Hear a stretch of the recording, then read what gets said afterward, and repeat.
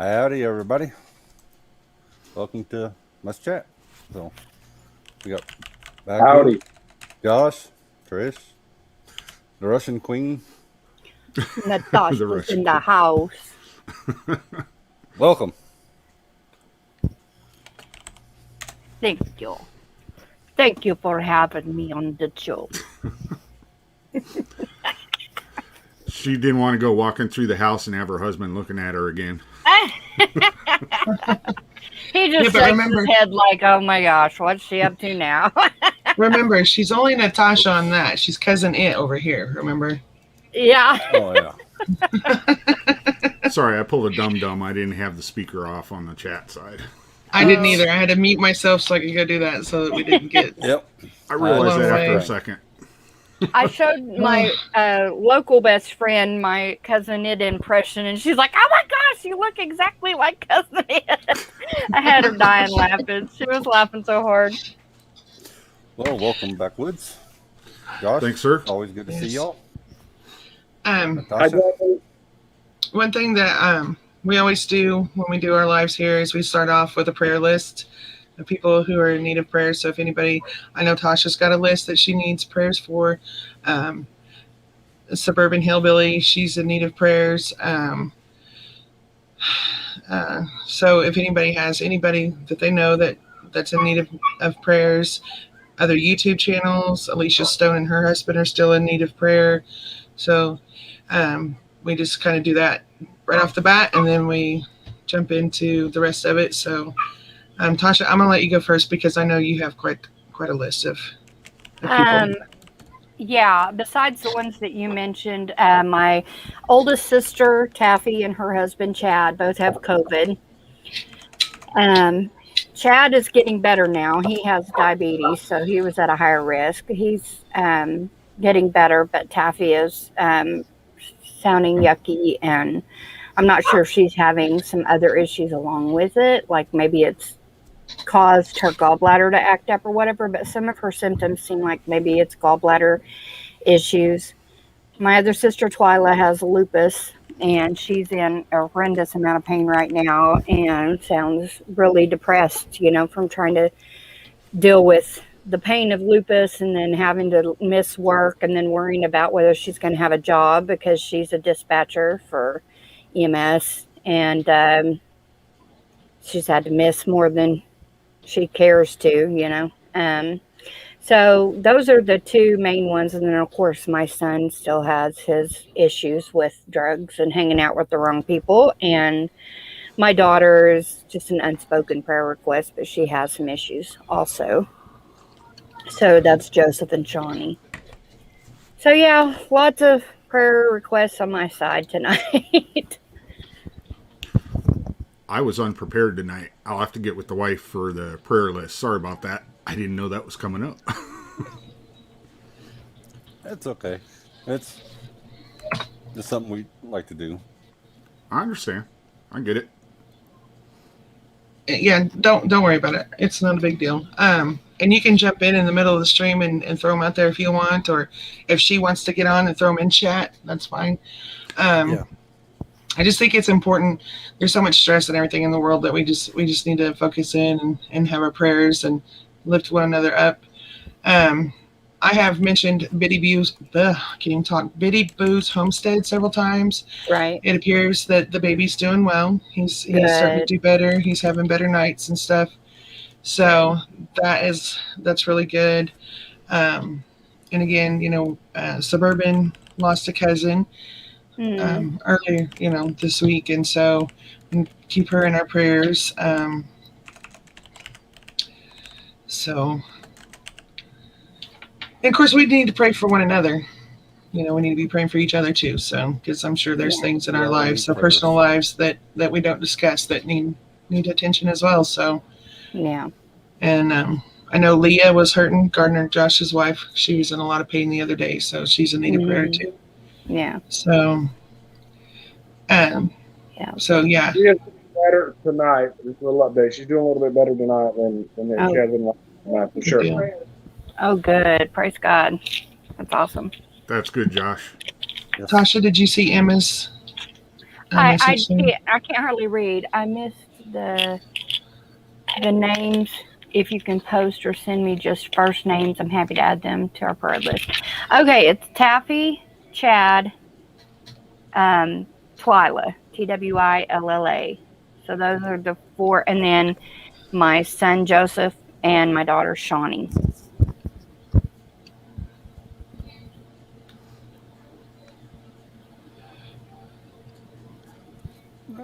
I actually got a question for you, Backwoods. Go ahead. I've been looking at some medical stuff, equipment that you can get from military surplus. Is Okay. that stuff good? I know it's been used and abused probably, but Well, it depends on what you're talking about. If you're talking about like one of these places like Coleman's Military Surplus or something, and they're selling like what they call like a 68 whiskey, a medic kit. If you're talking about someplace like that, all the stuff that's actually in the bag is because for them to sell it as a medic kit, it actually has to have everything within date and has to be usable. It's not going to be a bag that's ripped and torn up and you're going to say, wow, why did I pay $200 for this? You know, because the medical stuff is not cheap. It's going to cost you a pretty penny. But when you need it, guess what? You have it and you're like, man, I'm glad I bought that 3 years ago. no, this equipment's actually from military bases. It's their surplus they sell to the bases. Okay, that's called DX That's gear. it. And typically, when you get DX gear from the military, not from a surplus store, you're going to be getting what they call grade 3 or grade 4. So that's going to be stuff that's going to have holes, tears, rips, stains, all of that all over it. And you're not going to know what they are.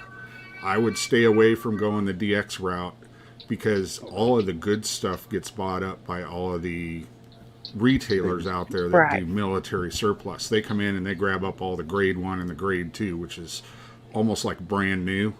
So if you're purchasing it from a DX facility, that would be something you would need to go there. Don't take somebody's word for it. Go there, look at the exact piece you're going to be buying, and then purchase it if it meets your standards. Okay, because I've seen they were selling like the trauma beds, the defibrillators, a bunch of other different equipment, stuff like that. Yep. Yeah, and that's one of those things that's hit and miss. Sometimes you go to a DX facility and the stuff they consider grade 4 is brand new in a box. Right. It just depends on the exact facility. So personally, I would suggest you go there with a list of things that they say they had for sale and ask if you can see the product, because sometimes they'll let you do it, sometimes they won't. It just depends on the DX facility. Sometimes they're actually on an actual military base and they can't get you cleared through the gate or something. I delivered military goods for about 4 or 5 years through the bases, and as far as I think, unless it's changed, I should still have security clearance, get on base at Anniston Army Depot, but that's been years ago. Well, and Anniston is not an active Army base anymore. They don't have basic training or anything, because that's where I went to basic training, was there. Oh, is that's it? where they used to have the MPs and the chemical soldiers would all go through basic training there for 16 weeks. Oh, okay. It was I 8 of went there basic and then 8 of your advanced individual training. So for me, it was MP. For the other ones, it'd be chemical. We picked up all kinds of stuff there. Anything from the 105s to bags to distribute. Yeah, and someplace like that, if that's where it's at that you're looking at, you can probably contact them on the phone and they will leave your name at the front gate, because I know they still have a gate there, or they used to. And there's a guard that you got to go through or whatever, but if they call up and leave your name, hey, he's coming back to the DX facility, normally you're good to go. Yeah, before it took me 2 months to be able to go on base without an escort, go back through there, but I was only allowed to travel a certain path to a certain building. Yep. Bruce, I have a question. So for I kind of because I've kind of had a bit of a background in medical, not nearly like you, but I've had a bit of a background. I kind of have somewhat of an idea of what a basic patient assessment kit would be to have for your home. What all do you suggest? Basically, for patient assessment, the best thing for patient assessment is your eyes, your ears, and your hands. There's not really a bunch of specialized tools, because with your hands, you can check somebody's pulse and blood pressure technically, because you can just put a cuff on them, even if it doesn't have an actual dial on it. You can just put the cuff on them, you pump it up, and you can tell when it starts to go away on their wrist. And that's how you do the blood pressure check on somebody if you don't have the spegrometer right in front of you. Yeah. So, I mean, a blood pressure cuff is not super expensive, though. So No, they're that would be cheap. something I would suggest to have. Right. And have different sizes, right? You want to be able to do for a larger arm like mine, or a guy that's pretty big and muscular. You want a normal adult size, and then you want a children's size, correct? Yep. Yeah, we call them peds. And if you were going somewhere like an online website, if you look for peds, that's going to have all the way from 0-year-old up to around the 11 or 12-year-old age. Because once they turn 13, they consider them adult in most medical settings. Right. So the actual adult female cuff will probably work on a child that's 12 or 13 years old. Okay. And then probably something like a stethoscope. If you know what you're listening for, yes. Right. Because a lot of people don't understand how to do it. I'm sure if you've been around medical, you know they check each quadrant one time and they compare front to front, back to back. So you would compare the left side and the right side of the chest to each other. If you find something that's a little anomalous, then when you go on the back, you see if you hear the same thing. Right. And stethoscopes, I mean, you can go all the way from a $20 stethoscope all the way up to a $950 stethoscope that's gold-plated for all the cardiologists. Yeah. You don't need that. But around a good price range that's going to be a good quality is about what? A good price range and quality is going to be a Ladero. That's the product name, is Ladero.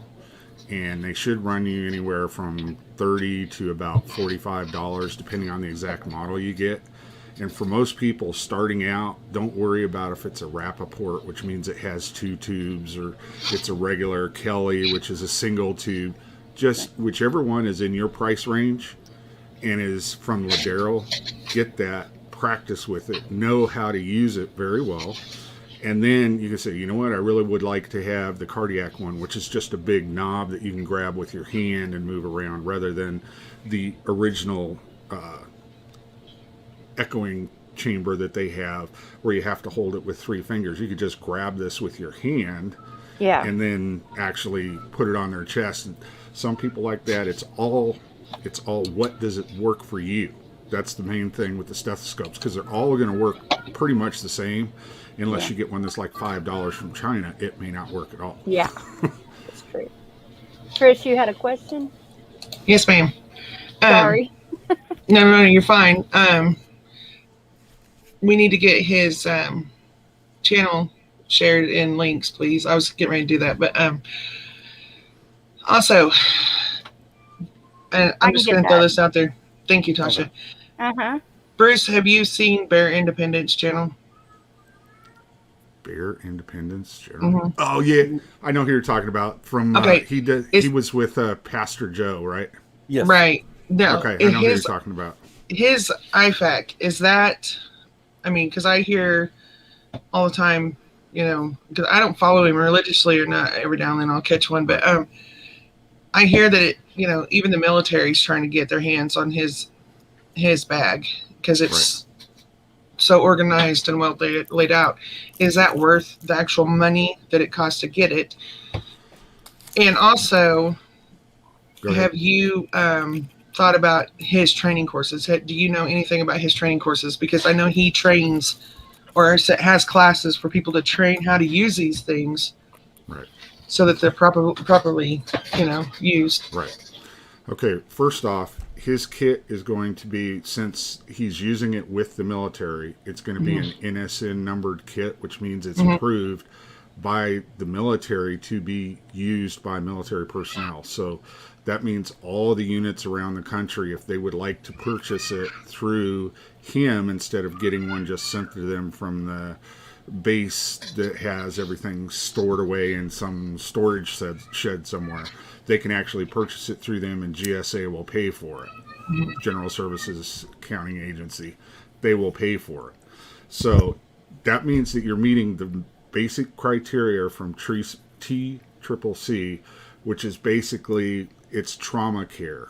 There's a whole bunch of doctors that get together that are trauma doctors, and they determine at the medic level in the Army or the individual level in the Army, these are the tools the person needs to have and know how to use.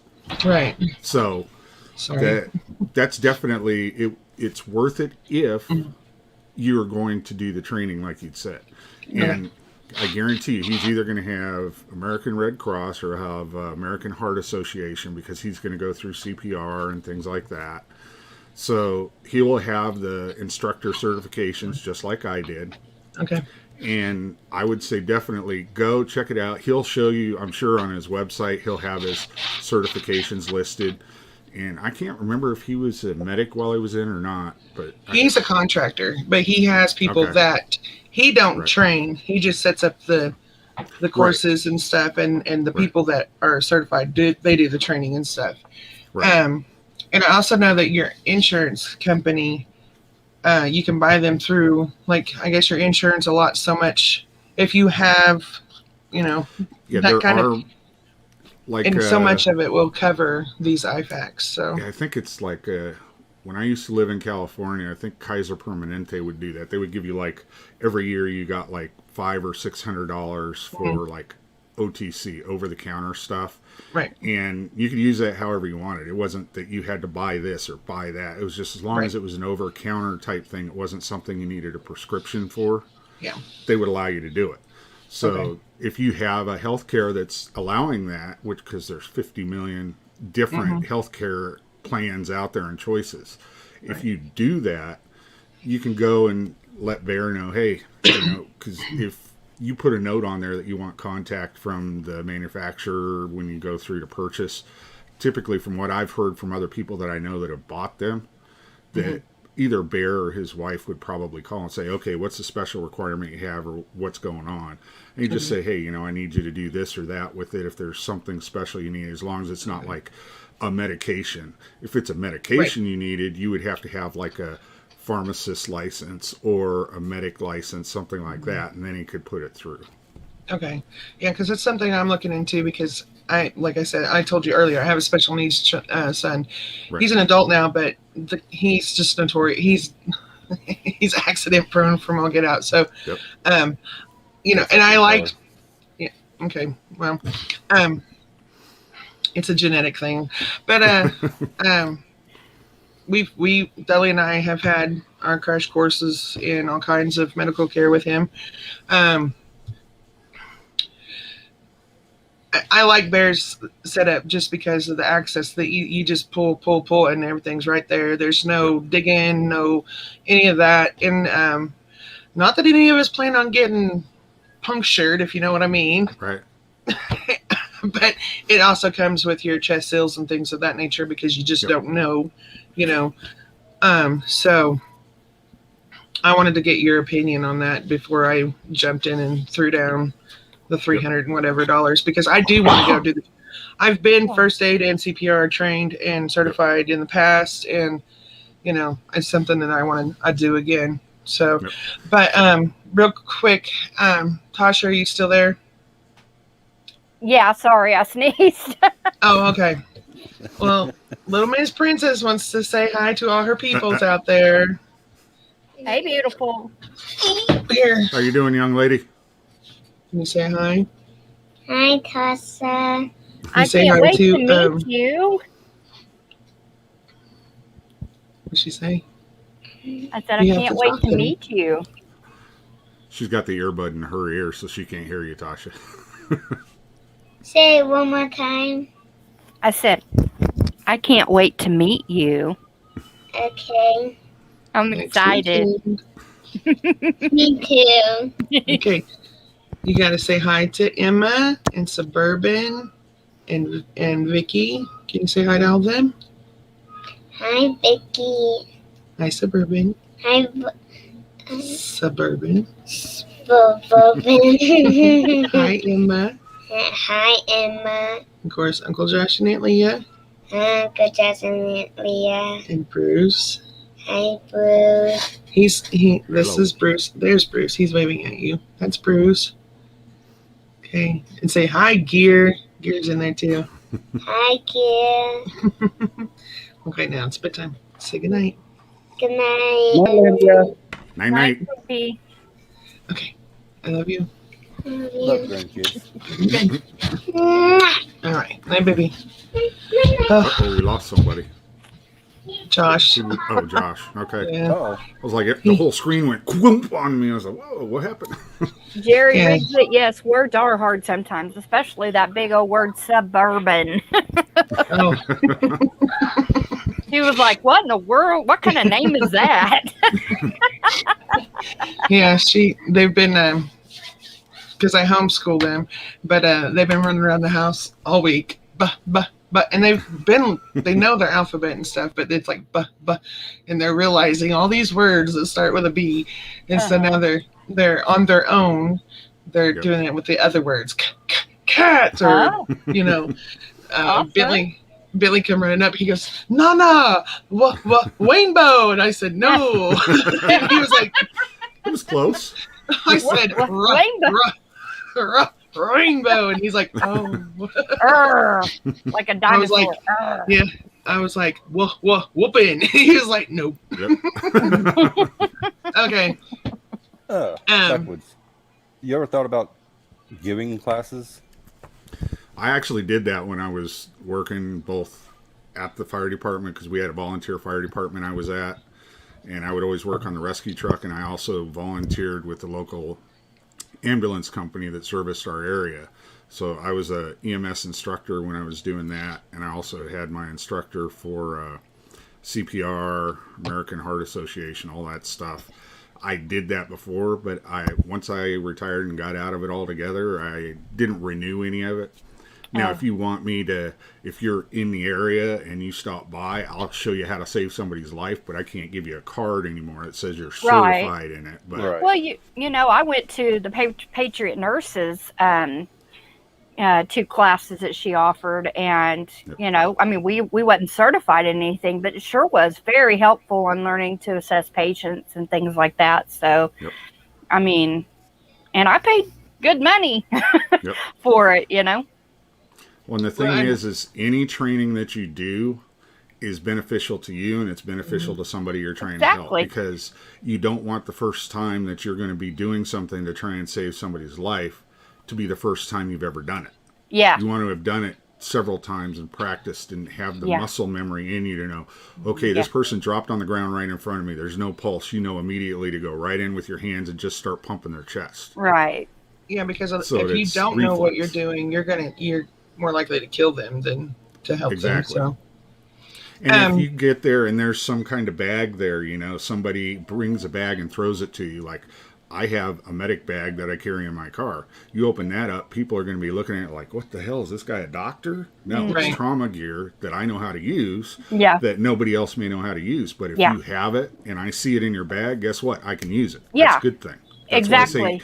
even if you don't know how to use everything that's in the bag, have it there, because the guy that comes to help you or the lady that comes to help you may know how to use it, and boom, that's the thing that saves your life, and they're able to get Absolutely. you on the chopper or into an ambulance and get you to the hospital and you survive. Yes. That's like Yes, I agree. I think that it's better to be overly prepared, and then Yep. even if it's something like you said, you don't necessarily know how to use or are not trained for. Like I have scalpels. Am I going to use the scalpel? I'm not going to be removing somebody's gallbladder or something, but I have it, right? In case Yep. there's somebody that comes along that can, and who doesn't have it, has had their gear stolen or lost or whatever, Yep. or just doesn't have them with them at the time.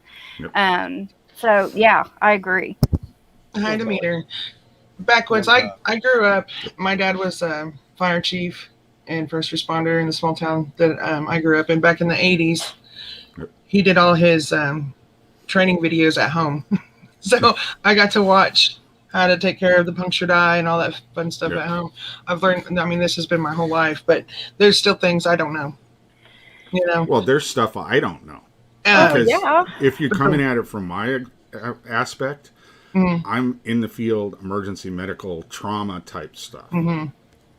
Once you get to the ER, you know, do I know how, well, I do know how to do a suture, but I'm not supposed to know how to do a suture. Right. But I do know how to do it because I was in the military and they trained us way beyond what an EMT or a paramedic would be able to do. In the military, that's fine because the military says you're certified. You can do it as long as you're in the field and you're with us. Right. Mm-hmm. We're giving So- you the authorization to do it. Exactly. You need to do it. Save Yeah. somebody's life. And Yeah. really, in the real world, as long as it's something that you've been trained to do, you're not doing something that you're just, oh, maybe this will work. No, it's something you've been trained to do by either a medic, a doctor, a nurse.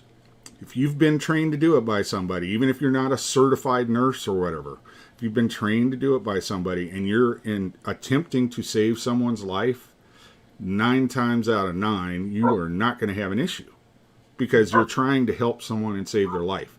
Now, if you do something totally crazy and wrong, yeah, they're probably going to hold you responsible for that. But if this is something you were taught to look for, know, and you've been trained to do it because every doctor, every lawyer is going to say, try and save a life. Because how much can they accuse you of being a bad person if you're trying to save someone's life? I mean, if they're going to bleed out or something, I mean, you're just going to have to do what you can in the moment. If you're the most qualified or willing person to take care of somebody, I mean, you're going to do what you can to try to save them. I just hate it because this is such a litigious society anymore, you know, and That it always is. wanting to sue people and Yes. That's That is a big one. yeah. A few years ago, a guy either got thrown out of a car or got hit by a Yeah, car. he was thrown out of the car, dear.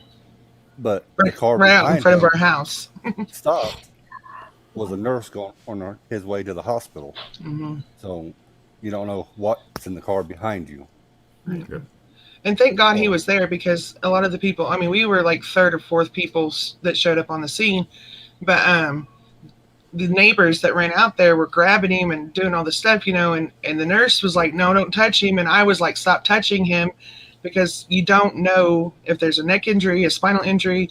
I mean, the man sustained a head injury to the point he didn't even know what his name was. Yeah. You know, and that's something a lot of people don't realize is when you have head trauma, you're going to get irritable, combative, you know, you don't know. So the only There's all thing, kinds of things that can happen with a head injury. Good night, You know, Emma. good night, Emma. Love you, girl. She says she might be back. So hopefully you'll be back. Hi to meet her. And so I sat down on the curb with him and I kept one hand on his forearm and I lightly would caress his back because that's what I knew what to do with my son who has Epilepsy. really bad seizures.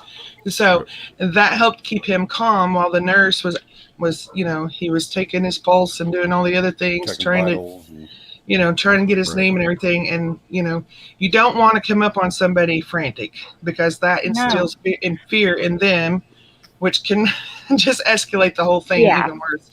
I mean, well, yeah, when the because they're going ambulance- to have an adrenaline dump then. Yeah. And what's that do? That makes your heartbeat go up, makes your pulse go up. Yeah. And then if you're bleeding, it's going to make you bleed out that much faster. Yeah. Now, if you walk up and you're calm, cool, and collected, you may be screaming on the inside going, oh my God, what happened here? But as long as you walk up, you're controlled and you say, hey, I'm Bruce, I'm your EMT. I'll be working with you today, you know, and you're doing all this stuff. You're acting like it's just like you're at the doctor's office or something. Right. The guy's You know? going to kind of, or lady's going to kind of relax. Okay, you know, Maybe I think it's this is not really so bad. but this guy's looking at me like it's not that bad. And Yeah. just that in your Exactly. head can save But, your life. you know- Just that one thing. you know, that little bit that I did, because I knew don't move him. And that was able to calm him. Mhm. The nurse told me repeatedly, thank you. And every so often I'd say, do you know what day it is by chance? And he didn't, you know, he just did not have a clue. But I was hoping maybe through him calming down and stuff, things might start coming back to him. But, Right.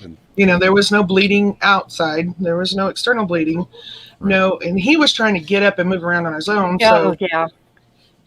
It was, and the neighbors are just like, we're like, take them over there, take them back across the street, and because one of my neighbors, she's just really high strung, so she freaks out over everything, and of course when you have, this was at midnight, so everybody in the whole neighborhood's coming out to see what all the commotion's about. But thank God for that nurse, because they weren't listening to me. And when he said, I'm a nurse at the hospital, a couple towns over, they finally just shut up and listened to him. But yeah. Yep. I was just going to say, that's like my granddaughter, she had her tonsils removed. Mm-hmm. Well, she woke up throwing up massive amounts of blood, and it just would not quit bleeding. So she was hemorrhaging. Apparently the scab had come loose or something. So I just looked at her and said, okay, I'm going to go get Papa up, and we're going to get you dressed and take you on to the hospital, just so the doctors can just check it and see why it's doing that. Inside I'm thinking, that is a lot of blood. That is a massive amount of blood. And especially for a kid. Clots. Yeah, and huge clots and stuff. But, especially when you deal with kids in emergencies, like, you learn how to kind of keep your composure. You learn, okay, if I freak out, they're going to freak out. So exactly like you said, Bruce, on the inside, you're going, oh my freaking gosh. Yeah, you got to learn how to internalize that crap until it's done. Freak out after, go cry, scream, whatever after. Don't do it then. Don't do it then. Because even with adults, it still triggers fear with adults. Oh, yeah, it does. And especially if it's somebody that you personally know, that you're related to or something. Oh, yeah. That's why they try and not have doctors and nurses work on somebody they know. But you don't have a choice. If something happens at your house, you're not more than likely at least going to know the person. Otherwise, what are they doing at your house, right? Mm-hmm. So, and that amps everything up for the person who's trying to be the rescuer too. Right. Yeah. And we were lucky in this sense, because I don't know if this is how it is throughout the entire United States, but here in Missouri, if an geez, sorry guys, I've had a day. If an ambulance rolls up on the scene and they say no, they're not taking them. They're not going to put them in the ambulance and take them, regardless of how much blood spewing out or anything else. They're not doing it. So luckily this guy was still incoherent enough that we were able to coerce him into the ambulance so they could take him. Yep. Later found out who he was, and he was a drug addict that was wanted, and he got to go camp out in the cell for a little bit, but he had a pretty bad concussion. So yeah. And that is something in every one of the states in the United States and all the territories. If you, as the person who is injured, even if it looks like you're going to die, as long as you're conscious and you appear to be among your faculties. In other words, you know your name, you know what date it is, you know who the president is, and you know the time of day. That's called alert and oriented times 4. If you have that, then guess what? You can tell the paramedic, I don't want you to do anything, and by law, they cannot touch you. It would be considered assault. And that's the same way all over the United States. However, if they stand there and for 5 seconds, and all of a sudden you fall over, pass out, and are laying on the ground, then it's called implied consent, because the law is written so that if somebody falls over and can't speak for themselves, you should do everything within your power to save that person's life. Yeah. Everything you know and have been trained to do, you should do to save that person's life, because it's implied that that person doesn't want to just die laying on the road. What if they have like a DNR bracelet or a DNR tattoo? Does any of that matter in that type of situation? If you're medically certified and trained, it would make a big difference, because if they have a DNR and they're wearing a medical necklace and it says DNR on it, anybody who's medically trained knows DNR means do not resuscitate. So at that point, you have to shut everything off that you've been trained to do as a medic, an EMT, a doctor, a nurse. You have to shut everything off, step back, and see if they die or if they live. Because they have personally decided that's what they want to happen. Yeah. Who are you to override their choice? Yeah. That was a hard one for me with my mom.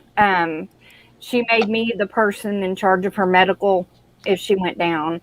And last year, just before the coup really started taking place around here, just before it really started setting in, she had a heart attack, and we were at the hospital, the local hospital, and I asked her if she still wanted me to follow her wishes on no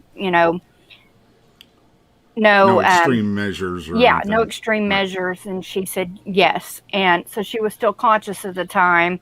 And then when they moved her up to Oklahoma City, by the time I got there, she was coding, and I had told my other siblings, who were going to be there before I was, just go ahead and that's what her wishes are, Yep. so follow through with her wishes, and that's tough, but that's her decision, and I had to respect it, Yep. So. And that's one of the things that's hard for somebody who comes in on a rescue truck or an ambulance.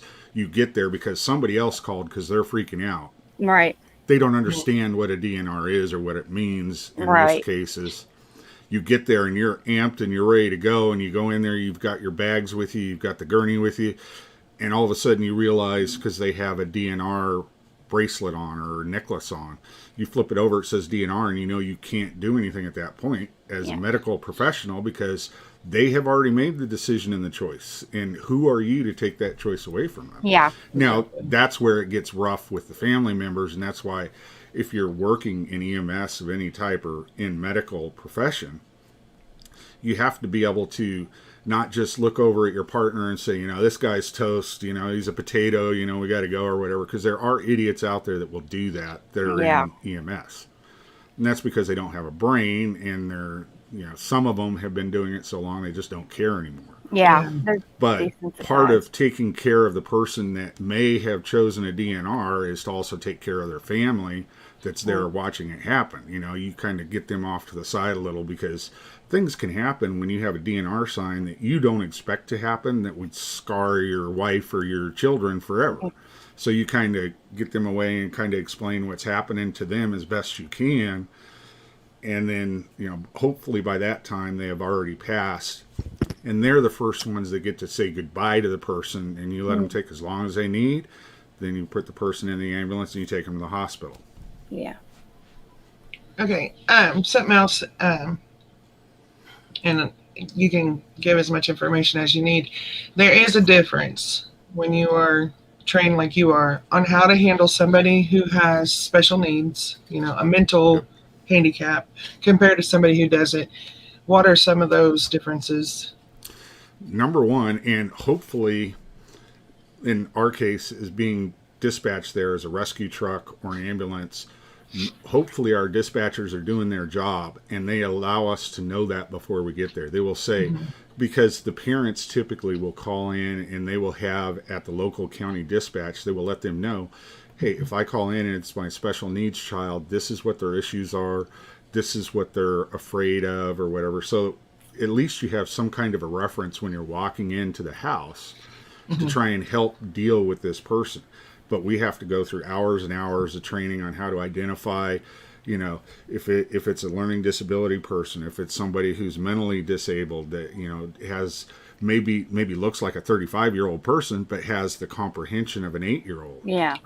There's things that you don't naturally think of when you look at somebody who looks like they're a man. You'd be like, whoa, okay, so, this person can give me the authorization to do the work.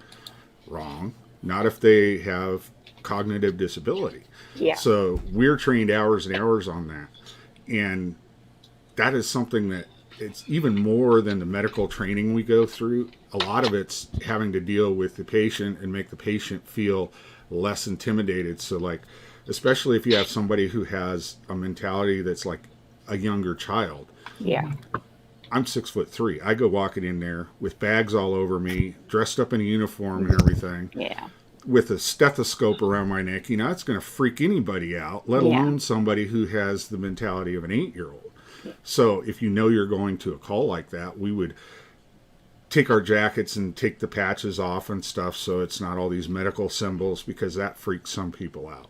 Right. We would make sure that my partner would come in behind me with the bags and everything we might need to treat this person, but I would go walking up to the person without anything in my hands, didn't have any bags on me, and typically the best way you can show that you're not a threat to the person is to get down on a knee And if they're laying in a bed, you're at their level. So you're Right. not like standing over them like you're ominous and, you're in Yeah. charge or whatever.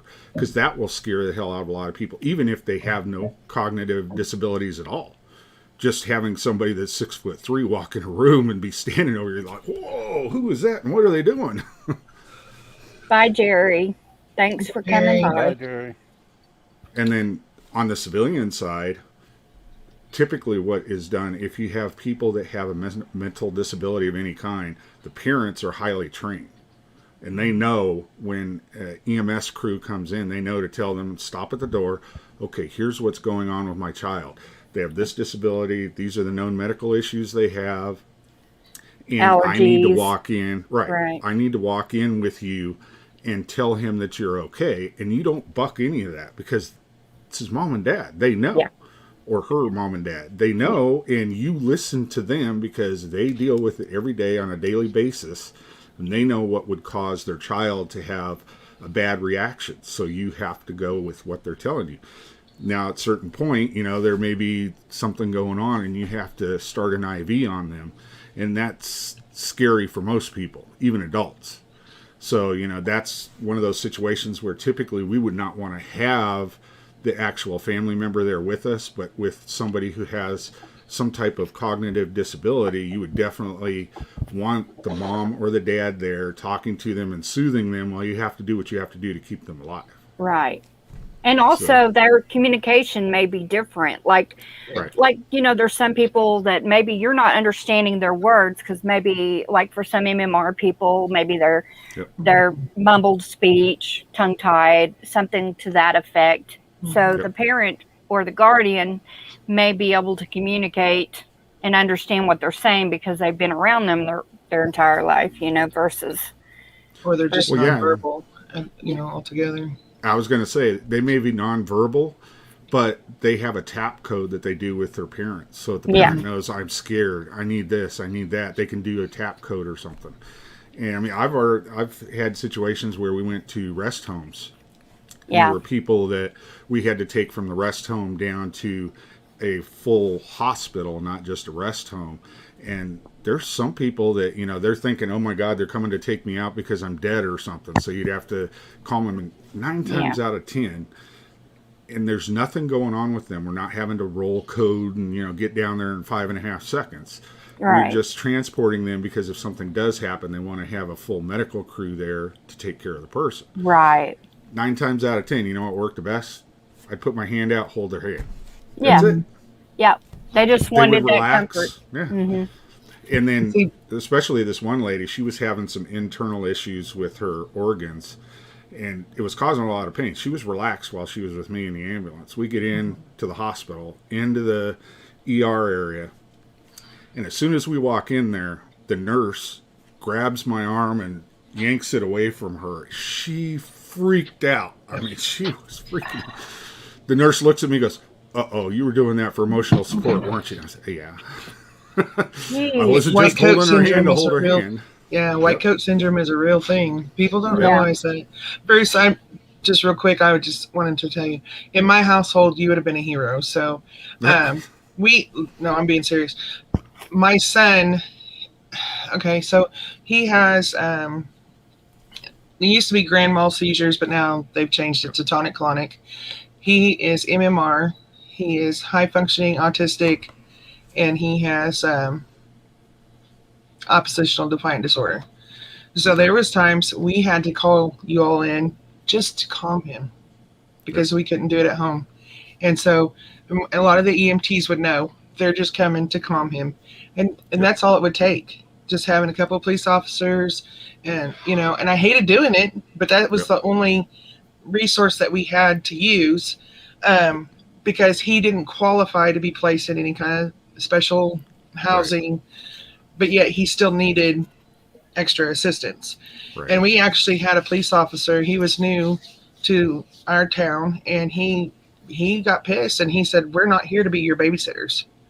And I said, "That's not why we're calling you." I was an MP, so I understand. Yes, you are there to be a babysitter if you need to be there. You're there to protect and serve. That's your job. Me and him. I have a brother who's a police officer in a larger town, an hour from us. my dad was a fire chief for many years of my life. He later just went into just being a regular fireman and first responder. I grew up with the military all my life, and so I have gone toe to toe, not physically, but toe to toe verbally with several of the police officers in the town, and Yep. to get stuff done for him. But Deli and I have dealt with the same police officer would tell my son, you're 17, you don't have to live here anymore, because in the state of Missouri, you're an adult at 17, you can leave. Right. And we're still responsible for him till he's 18, but he's free to go and do whatever he wants. And so they were telling him this, and I was telling them, he's special needs. He cannot be out on the streets doing this. And I'm like, well, we can't stop him. And so we ran into... Technically, the cop was full of it and didn't know what the hell he was talking about. Because if you're his legal guardians and you're notifying the police that, yes, he is has mental disabilities and needs to be under care, then the officers made the wrong call. And what he's trying to do is he's trying to make sure he doesn't have to do paperwork. Exactly. And we went through... Yeah. We went through about 3 years of this, and my son ended up in meth, and that's the last thing that anybody was special. I mean, it's the last thing for anybody to be on. But when you combine that with somebody with the stuff that was wrong with our son, it enhances everything. We were dealing with 10 times as much. We were dealing with psychosis, to where we were having to call the police to come deal with his psychosis. Deli and I were getting phone calls from complete strangers saying, we don't know who he is, but we found this phone next to this guy that's having a seizure in the alley over here and such. What should we do? And I'm like, call 911, take him to Monette ER, and then we would meet him there. He's been reported dead.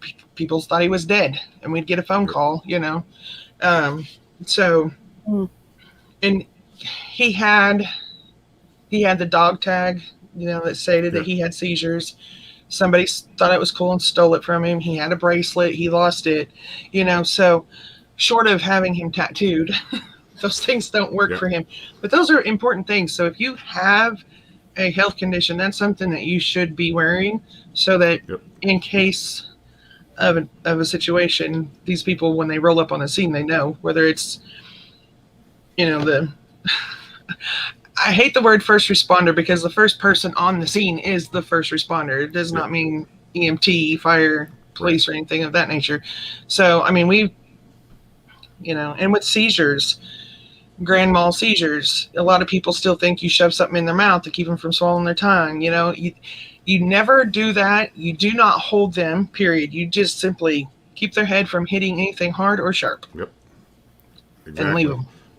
And the reason you don't put the bite sticks in anymore, they still have bite sticks, and sometimes doctors and nurses will use them. That's on them. As EMS, we are trained, do not put a bite stick in anyone having a grand mal seizure. Because what can happen is they can break their jaw in both places here. And then especially if it's somebody who's having a grand mal seizure, they may have other mental incapacities that are happening. And for them to deal with having their jaw wired shut can be something very traumatic to somebody that's in that situation. So that's another reason why they stopped having EMS, when they respond, put any type of bite stick into a person's mouth. Wow. Well, and there's also, depending on what you're putting in their mouth, there's also the option they can bite that off and choke on that too. So they're not going to swallow their tongue. And like for my son, he would clench his jaw and foam at the mouth when he was seizing. Yep. His arms would go straight out. His wrists would tuck in. I don't know if you guys can see that. And his feet would go straight out like this. And he would just like this and, the whole time. And if you're not familiar with seizures, you're going to think this person's dying. My son turned gray, blue. His lips were blue. He was completely gray. He was every color of a dead person. And yes, I've seen dead people. And if you've not seen that, you're not used to that, it's going to scare the holy living crap out of you. And the only thing, my potty has played hell with him, because I would have to literally hold chairs to keep him from falling out of the chairs. You know, while he's kicking me, hitting me, headbutting me. I've had black eyes, busted lips, and everything else. But I didn't touch his body. I let his body do what it needed to do. Yep. It's exhausting, and I that's have important. PTSD from this now, because if my dog flops in the floor loud enough and Morgan's here, I'm like running for Morgan, because that is it. He has fell so many times. And the reason it's important not to try and hold the person's body other than trying to protect their head is because their body is seizing in such a manner that if they have like issues with bone fragility, their seizure is tensing their muscles down so hard that it can literally fracture their femur without anybody hitting it.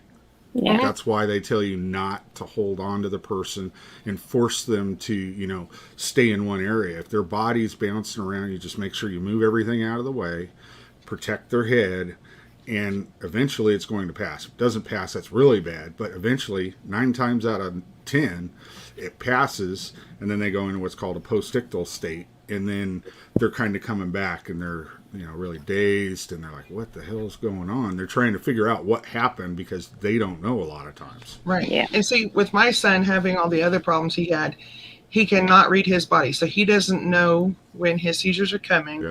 Yeah. This is a genetic disorder for him. His aunt has seizures on his dad's side, and she could tell when she was getting ready to have seizures, so she would move herself into a safe position. He cannot. And then when he comes out of those seizures, he's highly combative. He's argumentative. I mean, it's like you're like trying to get him to calm, because he has multiple in one day. He doesn't. Yep. Thank God we have him under control, but he was having up to 6 in one day. And it's, you know, it's exhausting for me. I can imagine his body would just, I don't know, Lord.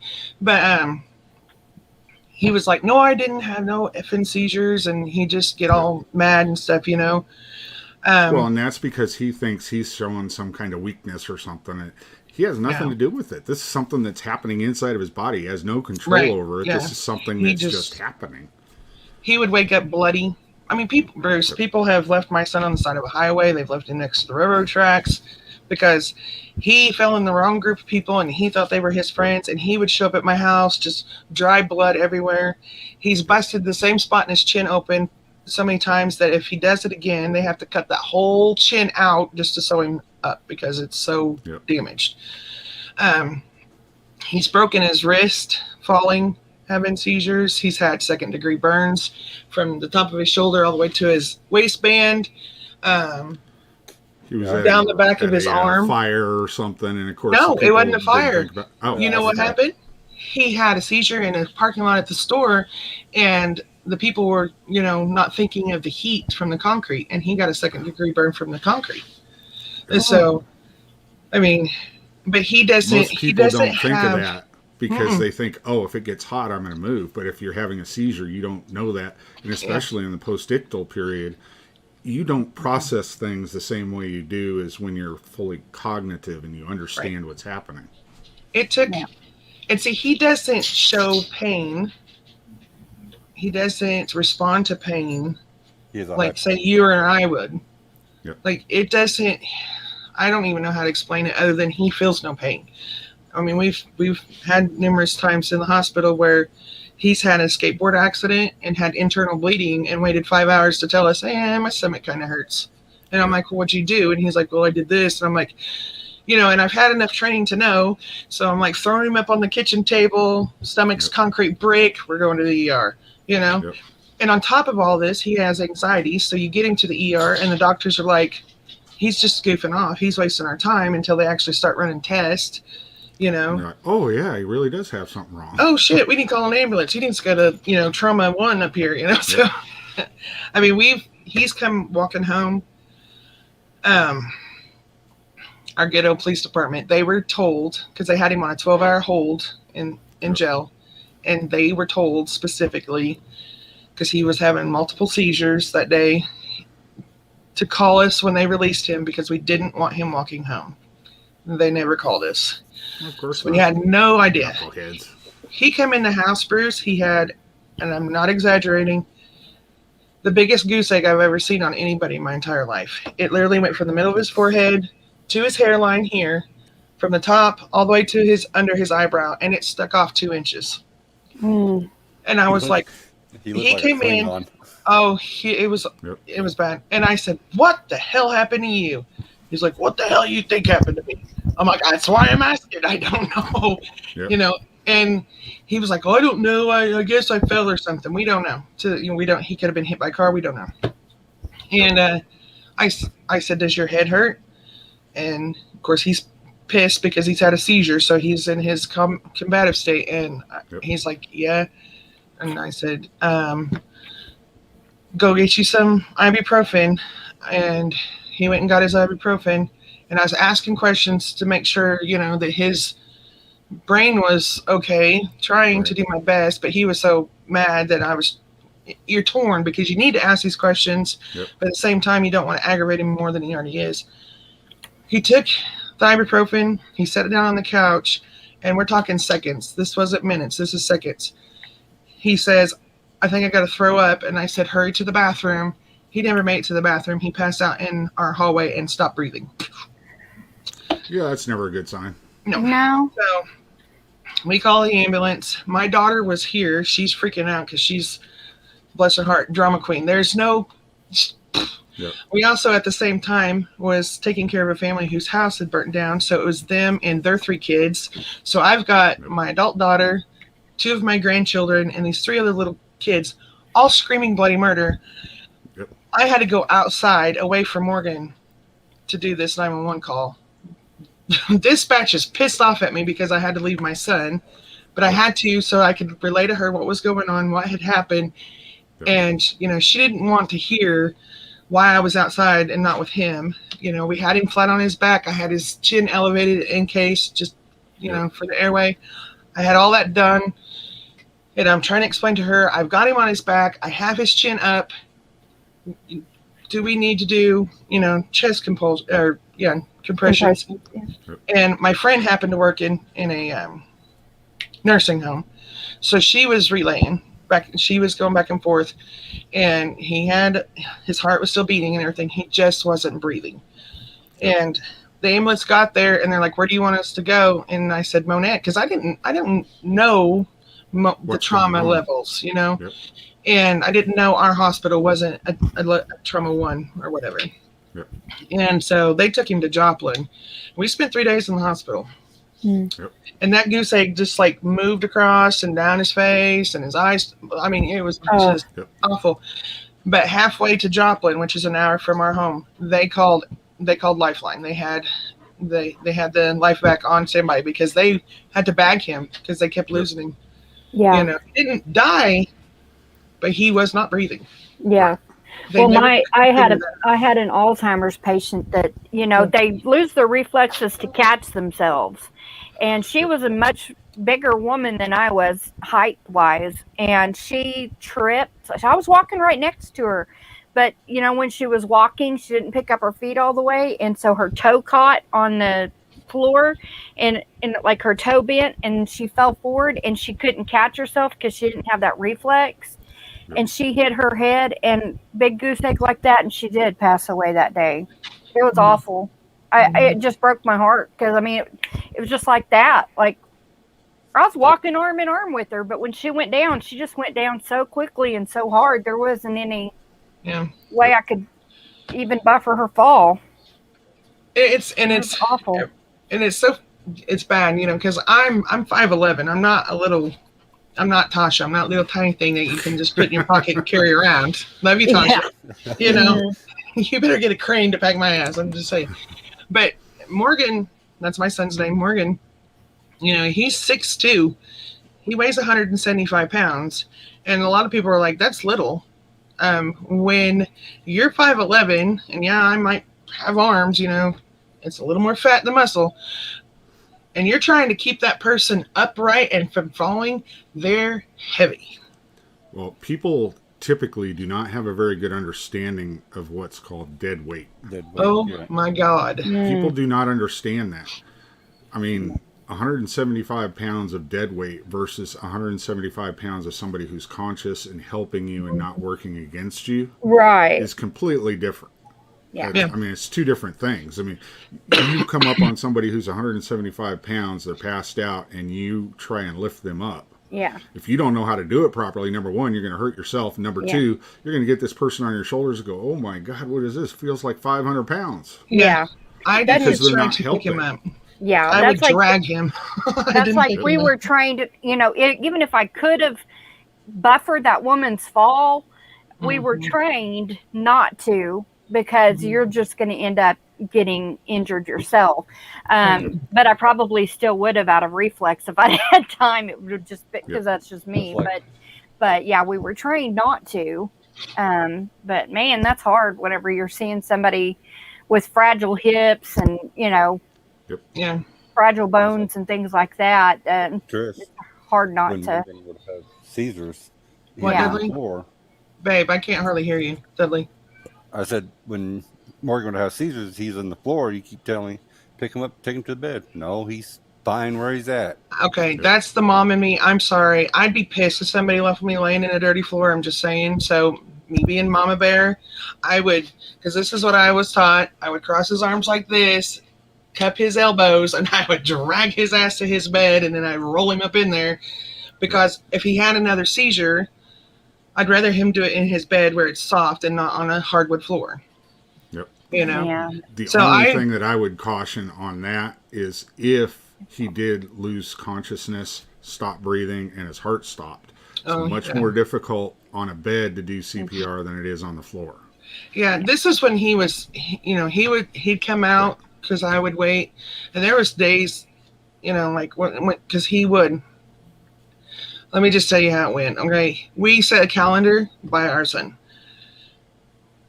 Every Sunday, we knew that was seizure day. We couldn't go nowhere. We weren't doing nothing because we knew he was going to have seizures because it was that routine. And the doctors was just like not helping us either. So, and I always made sure he was breathing. I would never say his name during the seizure. I would rub his arm if he was safe, and I would just say, you're okay, buddy, you're okay, because I knew he could still hear me.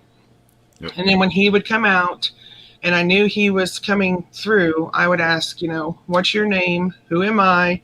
And when he could recognize us and he knew his name, I knew he was okay. And then he was exhausted, so he'd want to go to sleep, and that's when I would move him.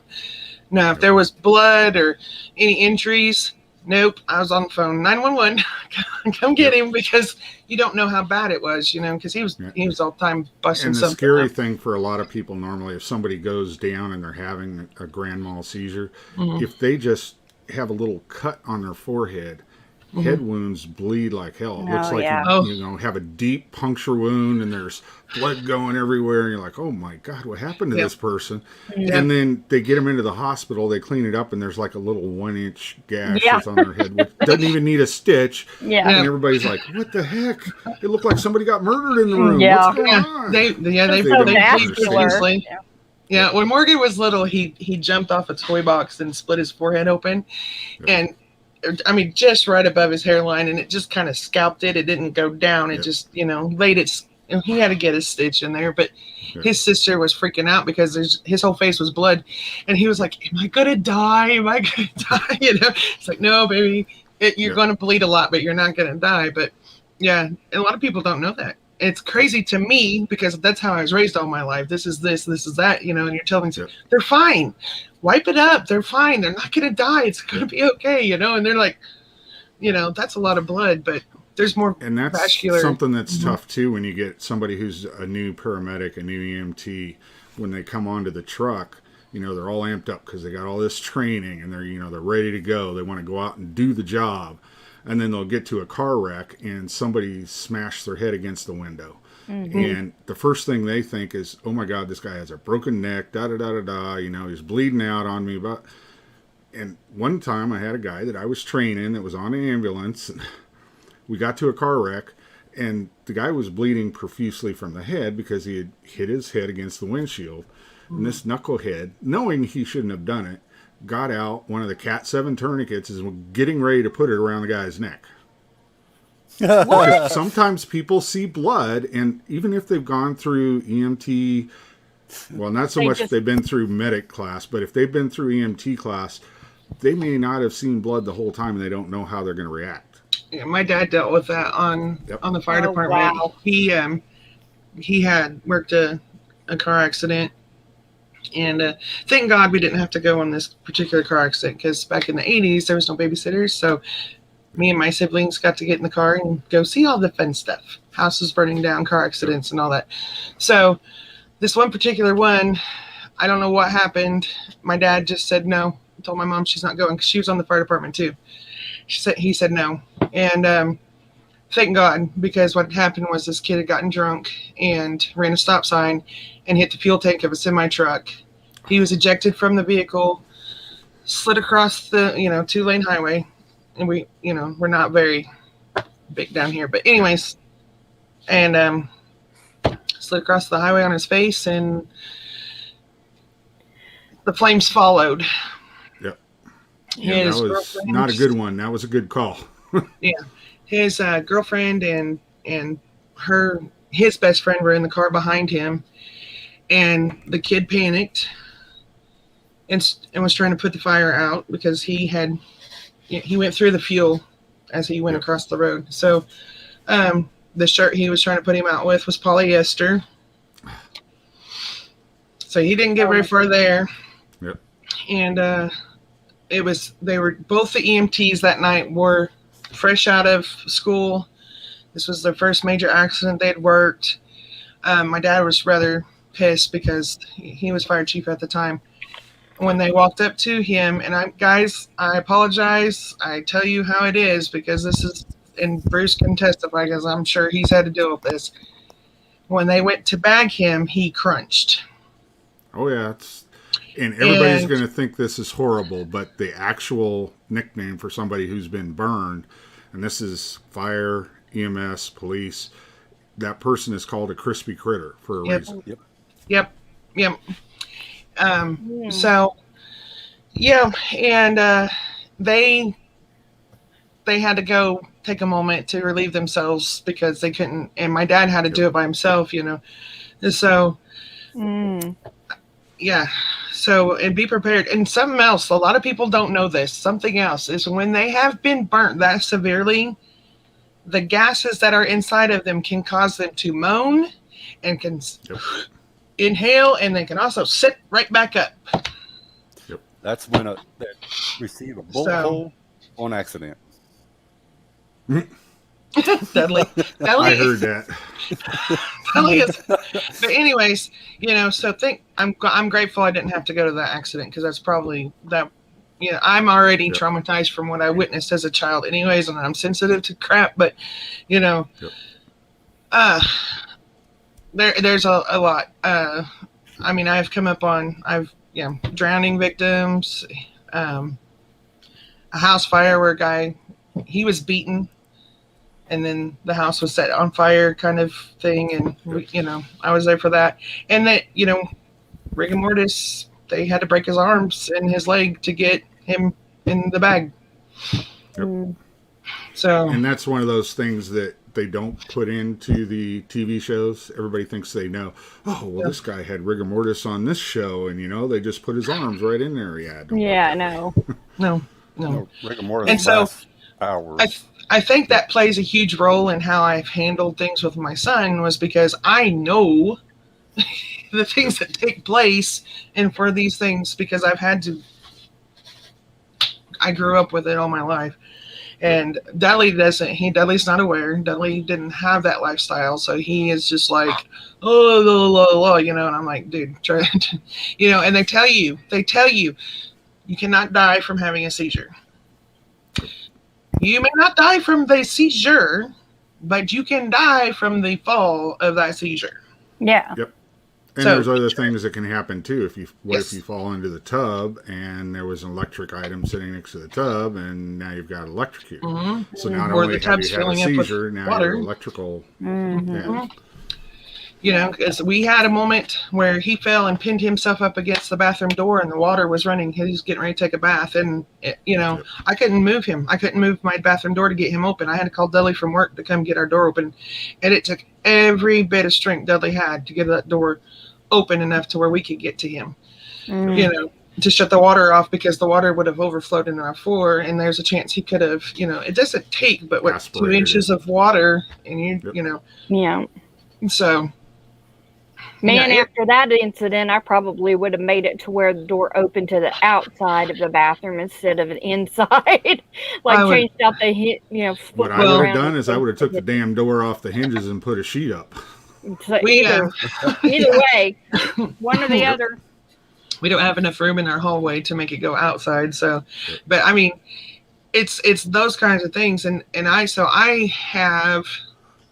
like very, very hyper vigilant, and a lot of it has to do with my upbringing, me watching these people's houses burn and car accidents and these things, and unless you've been around that your entire life, it's very difficult to maintain composure for the most part in that kind of a scenario, to understand this is And that's why what can happen if this and this don't happen, And that's why a lot of people think, why does, a police officer have to be with a training officer for a year and a half, 2 years? Why does a new EMT or a new paramedic always have to be a third person on a crew?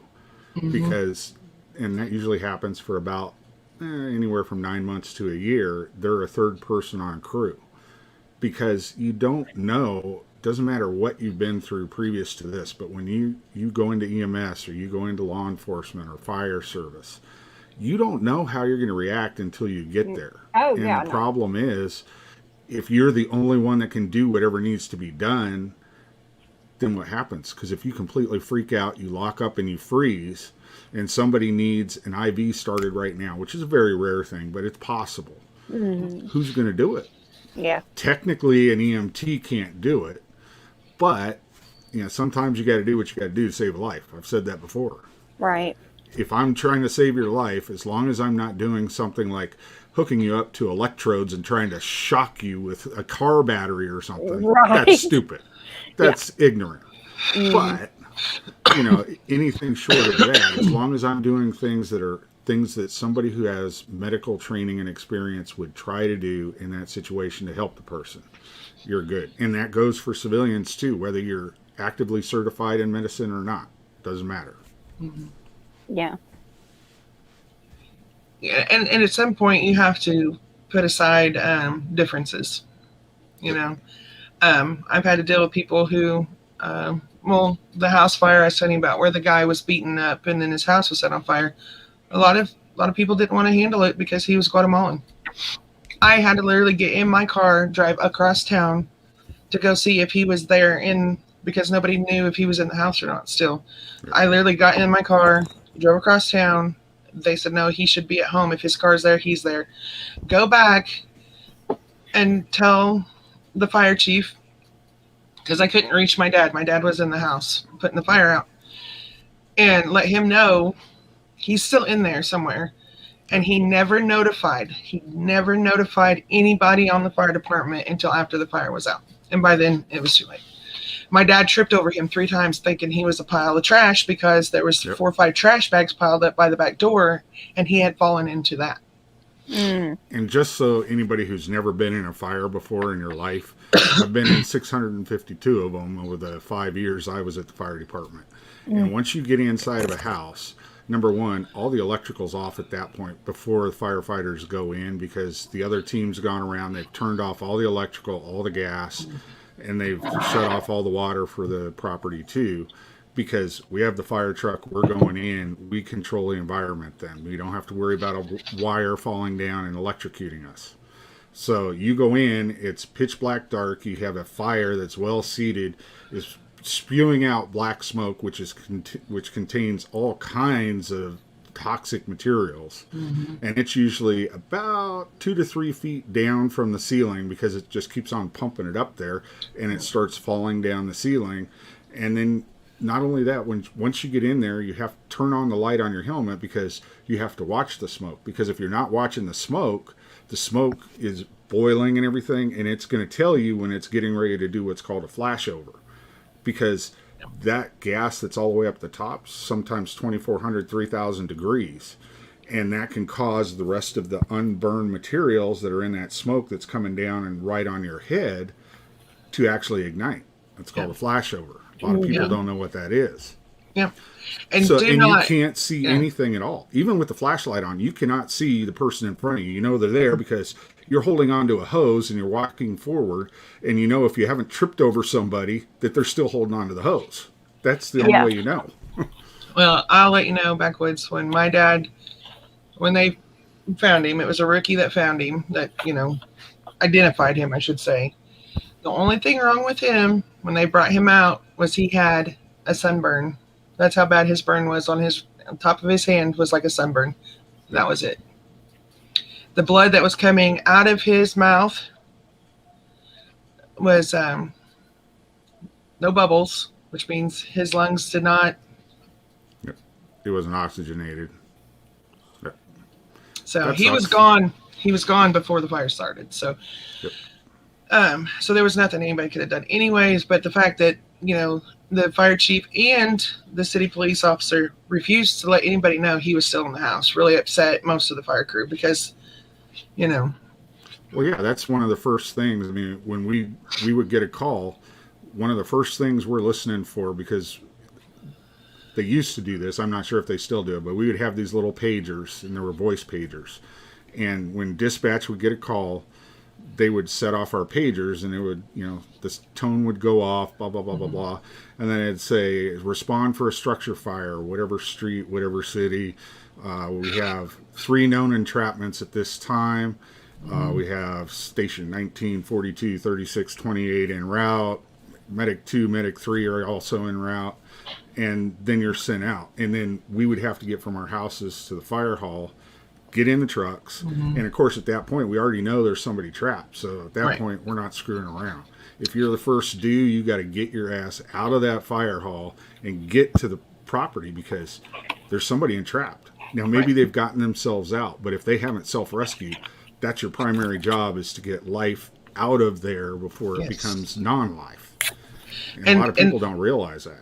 I'm telling you, where I grew up, I'm telling some dumbass people, because my dad was like, somebody get this car, because the car was 3 foot from the house. So if that house would have went, so would the car.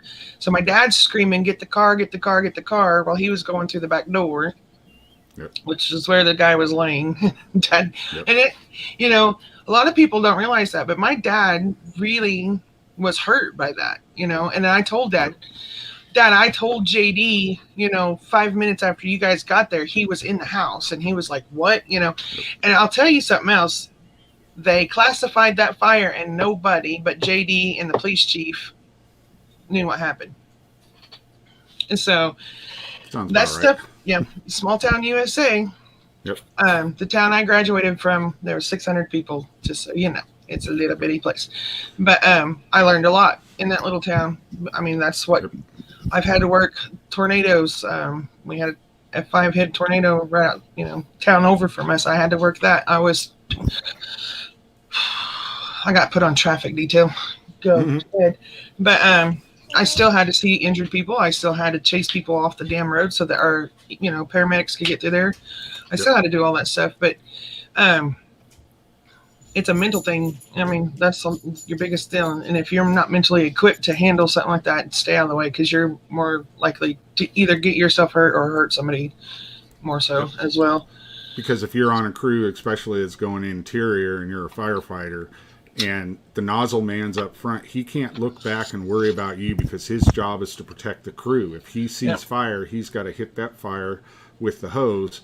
And if all of a sudden he's not able to pull that hose, and he's like, he can't get to the fire. Now he can't do what he needs to do to protect the rest of the team that's in there. He's like, what the hell's going on? And you don't know because it's pitch black. You can't see anything, even if it's the middle of the day. When you're in a fire, you can't see anything. It's 100% black darkness. And you're just feeling your way around. And it depends. If there's a heavy fire going, you may be not just walking around. You may be doing the duck waddle, which is where you're crouched down onto your knees as close to the ground as you can get. Yeah. And then you're waddling like a duck trying to carry this 1.5 inch hose with you that's pumped up to 120 psi, so it's rigid. It's not going to move very easily around corners. You have to move it around the corner. And you don't know the layout of the house. Yeah. And they're And then very if heavy. you're not ready and you open it up and you're not ready and you hit it at a wall that's like directly in front of you, it will throw you on your butt. I don't care how big you are. Right. So you have to know, okay, is there a wall in front of me? You reach out with your hand and check, because if you open up that line full and you're pointing it directly at a wall, you're going to get thrown backwards. People don't realize it. They're like, how can water throw you? You're a big dude. Yeah, try it sometime. My mom, okay, one thing with my mom being on the fire department, my mom's only 5'4". My dad told her, because he was fire chief, she could be on the fire department. She was not allowed to enter any building. He would not allow her in any building whatsoever. She was not to be on ladders. She was to stay out in the yard, and that was it. She was on the nozzle. The guy that was on the hose with her, because they were the first two on the scene, he's like, I got you. She opened that nozzle and he hadn't got the hose yet. It dislocated her shoulder. So Ouch. It'll mess you up. Yep. And especially if you're like on an exterior line, a lot of time the exterior lines, they'll have 2.5 or 3-inch lines that they'll put outside, because you're going to get even more water in to help the guys that are inside. Once you know where they are and where they're attacking the fire, then you would move around so that you're not going to be putting fire or water directly in onto them, because what happens when you have fire and water? It's called steam. That kills more firefighters than anything else, is steam. And then the second thing is they'll push their equipment too far and they'll get burned. Right. Those are the two that will actually do it. In Purdy, during this time, this was early to late 80s, while they were on the fire department. They only had, because Purdy was stingy, they didn't like to, there's just history there, and they didn't like to fund the fire department, so they only had the 2.5, 3-inch hoses. That's it. Yep. My dad played hell just keeping the trucks running and stuff. So, but yeah, they like to, this one particular one, they finally had to relieve him, and because it was a volunteer fire department. Our town was so small, it was just volunteer only. So they finally had to vote him out, because he was, anytime a new person would come in, he was playing too many games and putting people in danger. So they finally got rid of him. But he was trying to scare people into listening to him, is probably what he was trying to do. And there's chiefs around even today that will try and do that. Well, this guy. Yeah, he later became... He later on became the city cop, which was even better, let me tell you. But this is one of those growing up in a small town kind of deals. But and something else I learned is you just don't walk up onto a burning building and kick the door unless you want to get your ass blown 3 blocks away. This is true too. You have to look at what's happening with the building, look at the smoke, see, because the dangerous thing is you walk up on a fire, and yeah, you've been called there, but when you're walking up to the building, you have to do a scene assessment, just like we would do when we're walking into a medical situation. Mm-hmm. When that nozzle man's walking up, and he can override the chief immediately. The person that's on the nozzle knows what's happening. Mm-hmm. And you walk up and you see that there's yellow smoke that's coming out of the little cracks in the building. And if you stop and you look, you will actually see the walls of the building are going in and going out. Like they're breathing. Anytime you see a building that's breathing, that's a very bad thing. Do not open any doors, because what you're going to do is oxygenate the fire, and it is going to backdraft like an SOB on your ass. Yes, and that's one thing I learned at a young age. Was fire is a living thing. It is not just some element. It is a living thing. What we're trying to do is we're trying to take either the food away from it, which is the wood, or the oxygen, and strangle it. Right. Because to do anything else in there, we're going to need special chemicals or something like that. And especially if you have entrapment in there, you're not going to go in and immediately start spraying water, because if you start spraying water and there's somebody in that house anywhere that's not in bunker gear, you're going to cook them like a lobster. Yeah. And that's the whole point. You're there is to save them, not to kill them. So it's very important to know if there's entrapment in a building when you're on the way there. Because if you go in there and just start spraying water, what happens when you put a lobster in? They turn red and they die. That's boiled. Exactly what you're going to find upstairs if you don't do a proper search before you start putting water on the fire. Mm-hmm. Now, were you volunteer fire department or okay? So yeah, the whole. Oh yeah. Drive halfway across town and wait for everybody. Our little town had was it 460 homes in it. Yeah. It was in the western part of Pennsylvania, and yeah, we were the one department in the township where we lived, and then there was another department that was near a larger town that had probably 35,000 people in it, including the area around it. Our little town had like 500 tops, and some of the houses weren't filled. So, but any call that went out within like a 10-mile radius of us, we were always being called out, because a lot of people don't realize with volunteer fire departments, people work too. Yes. So you may have 100 guys in your fire department, but if it happens at 11 o'clock on Monday morning, you may only have 4 guys that are able to go out, man the truck, and go to a call.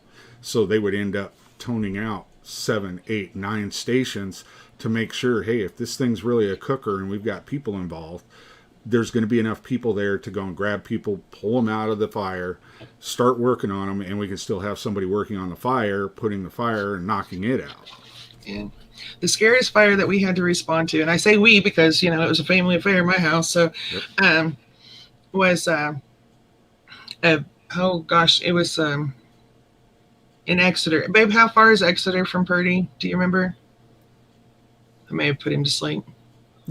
It's Exeter from Purdy, about 12 mile. 15 miles. Is it? I thought it was farther than that. Cassville's 15 miles from us, dear. Well, anyways, it took about a good 30, 45 minutes to get everybody in the truck and over to Exeter. Their feed mill had caught on fire. And so there was 6 responding fire departments there. And this fire is huge. I mean, you could see it glowing forever away. And my mom pulls up in what she thought was a safe spot.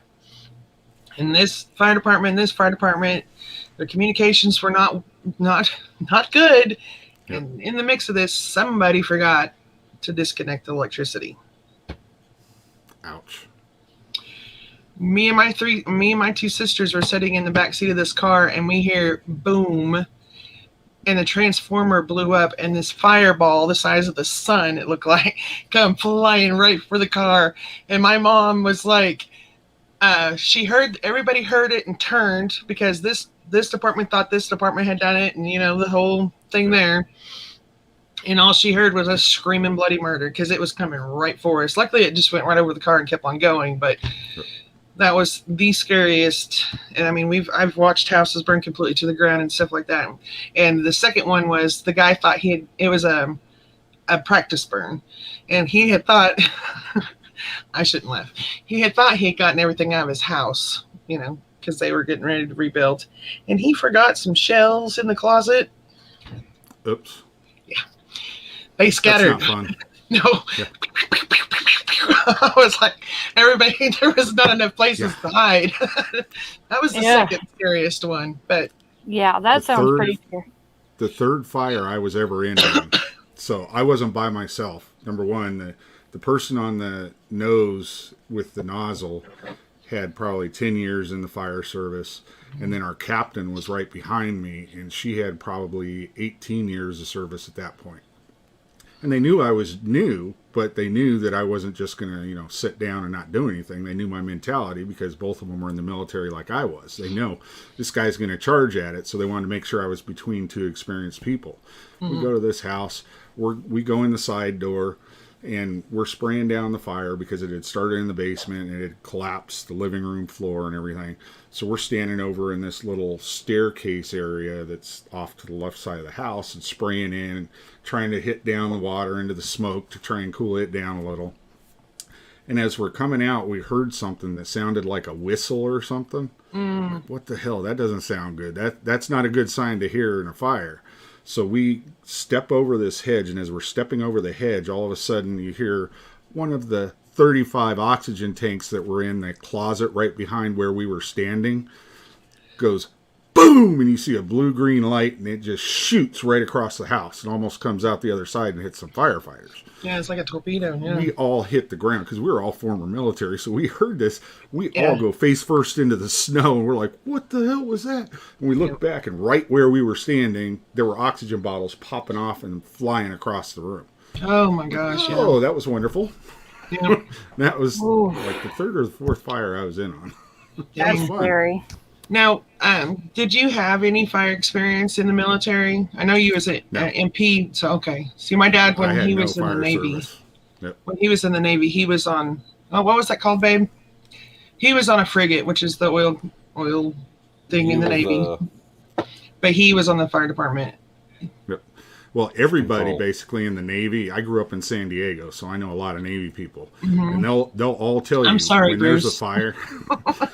When there's a fire on a Navy ship, guess what? Everybody is a firefighter. It doesn't matter because guess when that fire is going to stop burning if you don't control it yourself? Right. When it hits the water line on the bottom of the boat. Yep. Otherwise, it's going to keep Yep. burning, even though it's a steel boat. There's enough Yeah. stuff, military chemicals and stuff that are in that boat Yeah. that are going to burn, and they're Yeah. not going to burn nicely. Yeah. And he was on a frigate, so Yep. yeah. He didn't have He a was very on long an life oiler. expectancy. That's a frigate, baby. Yeah, his life expectancy and he was in Vietnam, so it wasn't very long. So luckily nothing bad happened. But yeah, that's where he got his fire training, and that's why he was able to be a fire chief and everything else. So, and my husband just fell asleep. No, he's alive. I promise. I'm right here. I can do it. Like, uh-oh, what do you do? But so yeah, there's a lot of experience with the fire because a lot of people in that small town, they didn't really have experience. Yep. You know, and so my dad was like trying to train everybody and trying to get the town to pay for proper training equipment and videos and things of that nature. Well, and at that time, it was not like it is now. I mean, now, like in Pennsylvania has the most volunteer firefighters of any state in the entire country, and they're.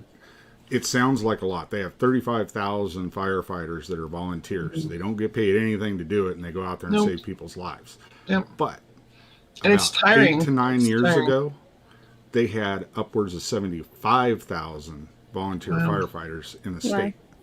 And it's just That's a lot. continually been whittled down and whittled down and whittled down because, number one, everybody's too lazy to do it anymore because it takes Right. a lot of hard work. Right. And you got to sometimes get up in the middle of the night, run out of your house, go down to the fire hall, and maybe it's a BS fire. You know, it's just somebody lit some straw on fire. Somebody saw it, and you're like, oh man, I got out of bed for this. Yeah. And then the next time you're kind of complacent about it because you're like, oh, the last one was a straw fire. It was stupid, whatever. Then Right. the next call you get's a barn fire with people inside trying to pull animals out, and you know the barn's going to go up because it's 250 years old. You know it's Yeah. going to go up like a lightning stick. Yep. And you're like, oh God. And I've got people in there trying to save animals, so you got to go as fast as you can. Yeah. And it's Yeah. 2:30 in the morning.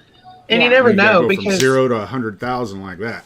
you know Yeah. there's fires where and people and a lot of people, unless they've grown up around it or have personal experience, you may go on this simple little grass fire and you're there for 12, 13 hours or more. We had a fire here in it started in Springfield, Missouri. The train was going through and one of their brakes was locked up and they didn't know it. We were having a one of major those. Yep, we were having a major drought that year, and he was on his way to Arkansas. And he was they hauling did- chickens. And they didn't get him stopped until he made it to, I think, Fayetteville, Arkansas. And so the entire countryside was on fire, literally. And my dad was gone for 3 days fighting this fire. And they were just going down the tracks, trying, you know, and it didn't matter what area you were from. I mean, we had fire departments from everywhere, not even close to the area coming in because it was Oh yeah. people were bringing in their personal rakes and shovels trying to get dirt thrown up. And my mom was constantly running with, you know, she had this big huge 5-gallon cooler that she was constantly running in and out of town trying to get water, and other people were doing it, you know. So some of these fires are not just a little couple hour ordeal. It goes on and on and on. So Yep. Hey, The one y'all. we had- do You what, getting Josh? out, Josh? I'm getting tired. I'm gonna head to bed. All right, good All night. right, Thank you. night. Night, Josh. Love you guys. Love Love you. you. Yeah, my husband's volunteer firefighter, and he he's been out on so many fires, and one of them was up north of us when there was a massive amount of wildfires a few years back, and one of our county workers was up there in a road grader trying to, build a fire line basically, Fire and break. he got caught and ended up dying in that. So yeah, there were fire jumpers that were coming in from the mountains to try to help put that out, and they looked at it and said nope. They literally said nope, because of the way the prairie grass is around here, and there's so many like most of it's love grass, so it's got so much oil it'll burn green, so it's just very dangerous. And then there's not much trees to like break the wind. I know trees can be fuel too, but there wasn't much tree line to even block the wind enough. So unless they're pine trees. Yeah, I don't want a pine tree anywhere within 100 feet of me. Pine or cedar. Or cedar. Pine or Yeah, cedar. cedar's what we have an issue with around here They go fast. in the prairie. But yeah. See, and it was to the point for our area when the railroad tracks was on fire. The only thing they could really do was station the different trucks around homes, barns, and just keep them doused and just let it burn itself out, because there was just not enough. We didn't have enough people, manpower, hours, trucks. There just wasn't enough. So it was just like this house, this house, this house. And so they had somebody driving all over, keep an eye on who needed to be where. And we had an idiot on the fire department who jumped the railroad tracks in our field truck, or a brush truck. Instead of going down the extra 10 miles to the road, he jumped the tracks and blew all 4 tires. So that put that one out of commission for my dad. Yeah. He was happy, obviously. Yeah. So let me go check on Dudley and I'll be right back, because I do have some more questions for you, Bruce. I'm sorry. Okay. You guys hold down the fort. They're getting a little rowdy out there. I'm just playing. Must be Gear getting rowdy out there. Oh, Gear, yeah. We always got to keep an eye on that Gear. He's pretty ornery. Emma's a wild woman too, Oh no, she's a shrinking willow, Oh yeah. Oh my goodness. Yeah, I think medical is a really great topic. It's just so hard. Like, I quit doing medical topics on my channel because, with the way the rules are going on here and stuff, depends who you are, whether you can give any kind of medical advice. Yeah, that's the whole thing. The way to do it is you're not giving medical advice. You're explaining to people how medical things occur and how they happen. You're not training them to do them. Right. Because if you put it out there that it's an educational thing and all that, even if you have a certification and are an instructor, YouTube's going to go all kinds of crazy on you, because you're not certified in every single state in the entire union to teach everybody how to do this or that or the other. Yeah. So that's where it gets stupid and crazy. Yeah, makes it tough. He is alive. And now our faces aren't like this. Firefox. I can't help you. What did I miss? Anything? We're just talking about different fires and the things that some of us had to. Deli had a little bit of a pampered life, so he's speaking the French poodle. I love you, darling. Blue fires. Blue fires. The only experienced fire that he has now is just like, okay, I'll take that back. He did try to set himself on fire when he was a kid. Just a couple times. Mm-hmm. A windy day, 55-gallon barrel of trash and gasoline don't mix. Yeah, no. You learned that, didn't you? Yeah. I bent down over, I put it in there, poured the gas on it. Well, the lighter wouldn't light because the wind. So a wind blocker inside the barrel. Inside, yeah. Yeah. I saw that one. I come out like Rudolph. Oh my gosh. My son one time, we used to burn trash at the other place we lived. They didn't have the flammable grass all around us. And so we would burn our trash in a trash barrel, and we had a grid that would sit over it. Well, he didn't put the grid in there, and he took a stick and he was poking it. Okay, he's a teenager, he knows better. Okay, he's taking a stick and poking a piece of plastic, and he flung it up, and the plastic flung up on his arm, and instantly cools to his arm. Ouch. Oh my goodness. Yeah, that was rough. Oh, what happened to Josh? He went to bed. He's tired, he said. Oh, yep. And crap, now I'm forgetting all my stuff. But how long ago was it when you were in the fire department? Let's see. I've been fully retired out of everything for 2.5 years now. Oh, 2.5? Okay, so were you guys training to use Dawn dish soap with your hoses? No, because we actually had a full-fledged calf unit. Okay.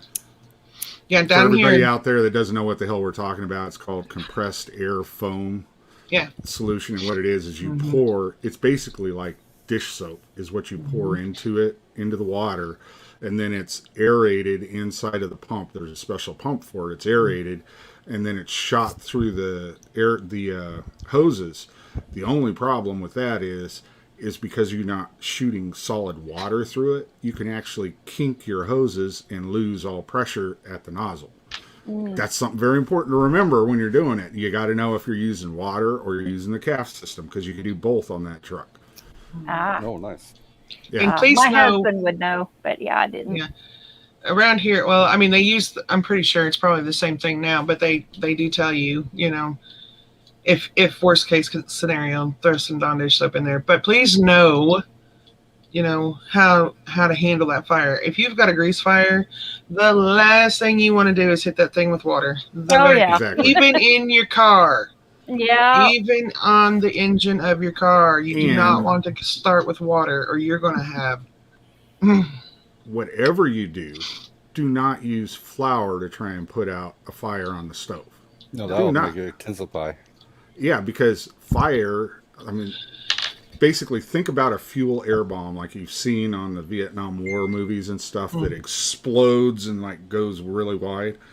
That's what happens when you put flour onto a fire, because the flour itself, believe it or not, is actually flammable. And when you have it particleized in the air, that's exactly how a fuel air bomb does it. It explodes, and it will explode onto you, catch the entire kitchen on fire, because people always think, oh, you're supposed to put something on it, so they just grab flour and throw it on it.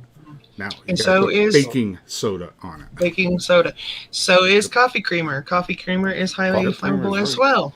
That's Yeah. That's why Emma, we got big. yes, fire blankets. Bruce, just so you know, Emma just ordered a fire blanket because of you and Gil talking one night. So that's awesome. on Oh, you. okay. Good on you. That's why the grain elevator's got a big old sign out there say no smoking.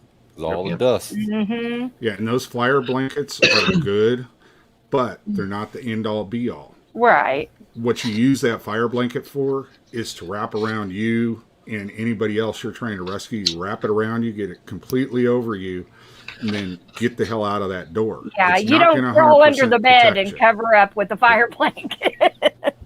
No. That's just simply used for you to self-rescue, to get out of the building. So that's always important, because we would go and we would do fire things at the schools and stuff, and they say, oh, my dad has a fire blanket because he does this kind of welding or whatever. We say, okay, that's good, but all that you use it for, you don't crawl under it and stay there. Get it around you and get the hell out of the building. Because a lot of people think if they have the fire blanket, it's like some invisible shield against them. You're still going to get up to 1,200 degrees inside of it if you sit there in the middle of a fire. Yep. I mean, That's gonna even the cook you. fire uniforms, you still get burnt through the uniforms that you wear when you're. Yeah, it depends on what My type dad's of shield fire. has. Yeah, my dad's had his face shields slightly melt from some fires that he's had to deal with. So, the boots will melt. None of it's 100% fireproof. So even your hoses will burn. So you just, And that's why when we get Get back out. from a fire, you would take the hose that you used for that fire, you would lay it out on the front deck in front of where all the engines park, and you would scrub it down, and you would That was wash my it off job. with water. Well, we had to do that when we were there. I was could have junior used you. Where fireman were in you, that dang one. it? Sorry, that was my dad's like, oh, and by the way, Trish, you and Ronnie are junior firemen, and this is your duty. We had to scrub their uniforms, their coats, you know, and scrub brush, hands and knees on the concrete, Dawn dish soap, and some more. Oh, and a lot of Look people for don't this, and realize this. too, in a fire department or volunteer fire company, whatever you're in, they don't just have one set of hoses, because after you go on a fire, you have to clean those down and wash them down and then hang them up inside so that they can dry before you repack them. Otherwise they'll mold and the casings will get all messed up. So you have to hang them up, let them dry, and then you have 2 or 3 other sets of hose that you bring out to the truck. You have to refold, you have to put them back in. So because a lot of people, like, there's some people that know firefighting in Western Pennsylvania because they've done it or their family members done it. But there's a lot of people that think, oh, well, you just go back to the firehouse and you put a new box in there with new hoses. Why can't you come to the fire that just happened right after that one that you were at for 5 hours? Well, because that's not how it happens. Go ahead. Thank you, Miss Sydney. We appreciate it. And tell your mom that we love her. Please and thank you. And good night, Miss Demeter. Sorry, Good night, Bruce. Demeter. No problem. Yeah, a lot of people wouldn't understand that about, you know, we would have to take the hoses we had just used and hang them up and clean them and everything and inspect them to make sure that when we went to go off the fire truck and go in and save somebody's life because there was entrapment, this hose was not going to yank apart on us or wasn't going to all of a sudden spring a hole in it and shoot all the water out that we're trying to use to protect us and the person we're trying to rescue. Snag on something or... Yeah, that's another great point. Taking care of your gear, no matter what it is. They're not like garden hoses. You don't just roll it up and, you know. No. Well, and they are super tough. I mean, the casings that are on these hoses are super tough, but they are not indestructible. Yeah. And everybody gets this idea, well, you see them do this on, you know, whatever fire show. I think they have one out now. Was it Station 19 or something? Something like that. And they go in there and do all this crazy, stupid stuff. I sit there and my wife yells at me if I'm watching because that's crazy. You don't do that. No. What the hell are you doing? We don't watch TV in our house anymore, thank God. But, you know, and I'm not exaggerating, Bruce. Okay, so this is my house. My mom and dad are on the fire department. And these are through the years of the life that I actually can remember, you know. So they're on the fire department. My dad's in the Navy Reserves on top of that. So, you know, every 2 weeks he was gone.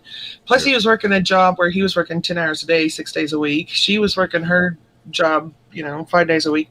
They'd come home, and in between ball games, because my sister and I played softball, it was emergency 911. It was some kind of war movie on TV. It was always, or then the ghost shows would come on, you know. So I not only had to live this just through chasing fires and everything else, it was constantly on our TV too. So now it's just like, and Dudley was like, I'm going to join the Army. And I was like, the hell you are. And he's like, I'm going to join the fire department. The hell you are. I'm going to join the police department. The hell you are. Dudley, tell Bruce what I told you when you tried to join the Army.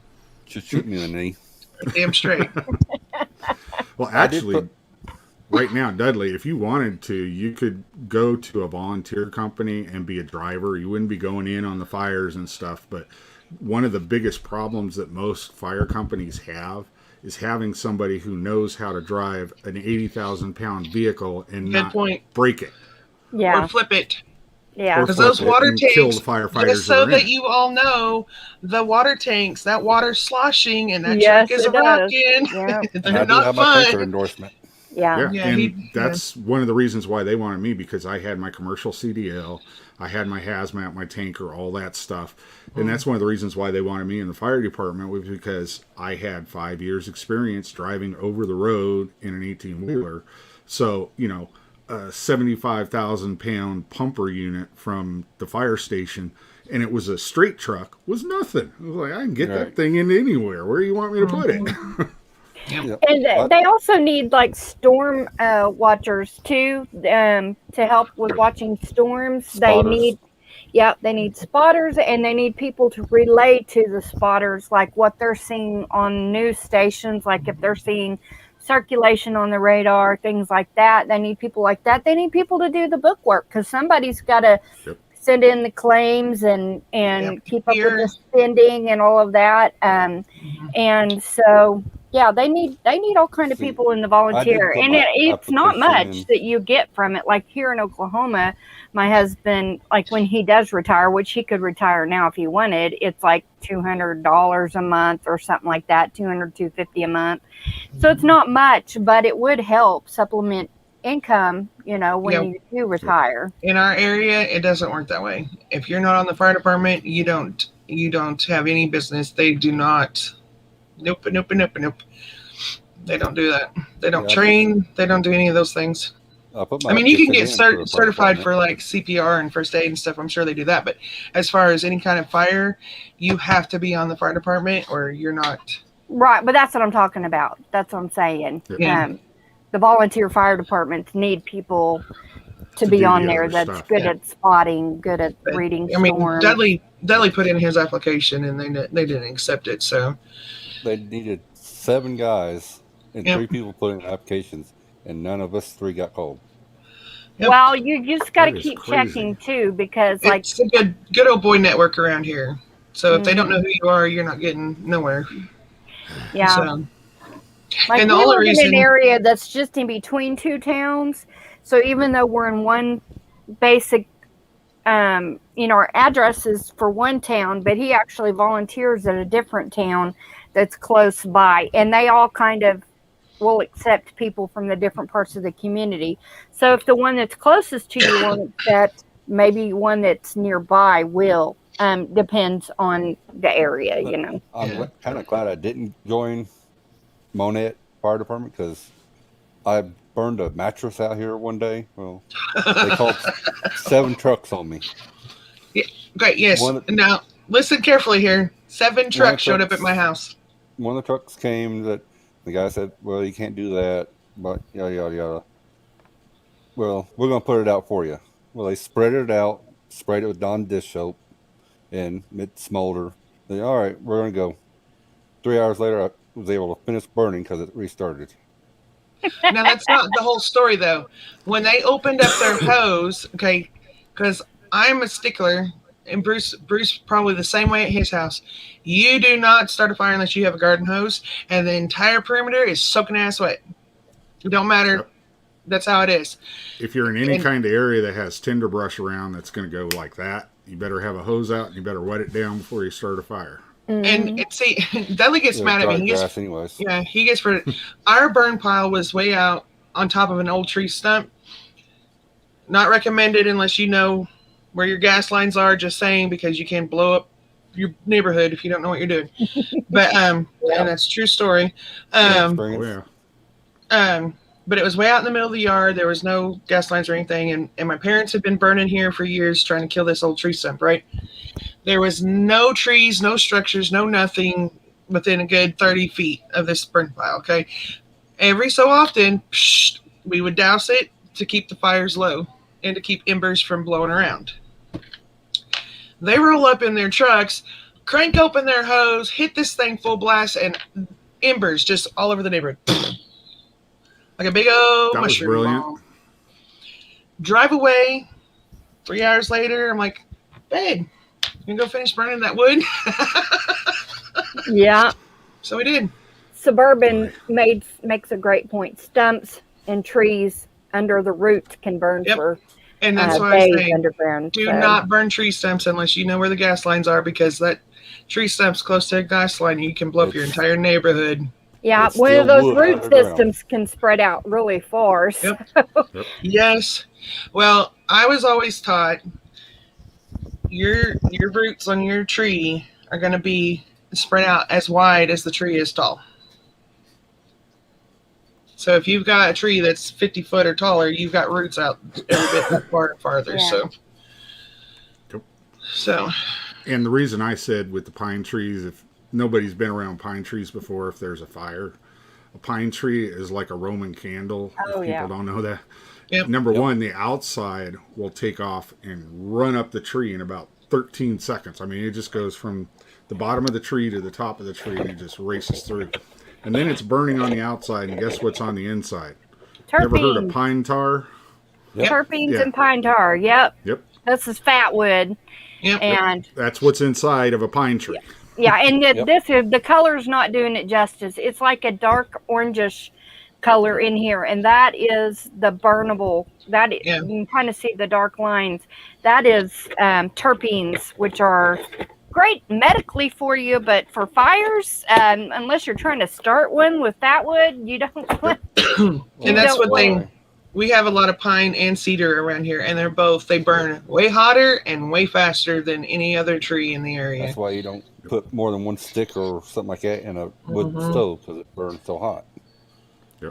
Okay, Miss CB has a question for the teacher. A techie question, she says. She's new on YouTube. Okay. Okay. Yeah, it's so perfect. She's typing. There's a delay, so it takes Yeah. a little bit for what we're saying gets to her, so she knows that Gotcha. that's fine. Emma, there was a Christmas one night. Gosh, it was shortly after me and Dudley met, and we had a house fire two houses down from us. And in that area of town where we lived is back when they built the houses right on top of each other, where you had 3 foot from house to house. And oh yeah, that was a fun one. We got to rescue their dogs and hold their dogs for about a month, 2 months, something like that, until they could get a new place. But they were dragging out big ass snakes and. Oh, yeah. Oh, And they didn't speak English. The house that was next to the one that was burning didn't speak English, and they had to be evacuated. So we had them in our house trying to communicate and keep them warm because it was the night before Christmas. It was lovely. Yeah. I One of love- the fun. Go ahead, Oh. Tosh. I was just gonna say I love the smell of pine and pine Oh. trees and like Yeah. fat wood and all of that, but yeah, they are dangerous.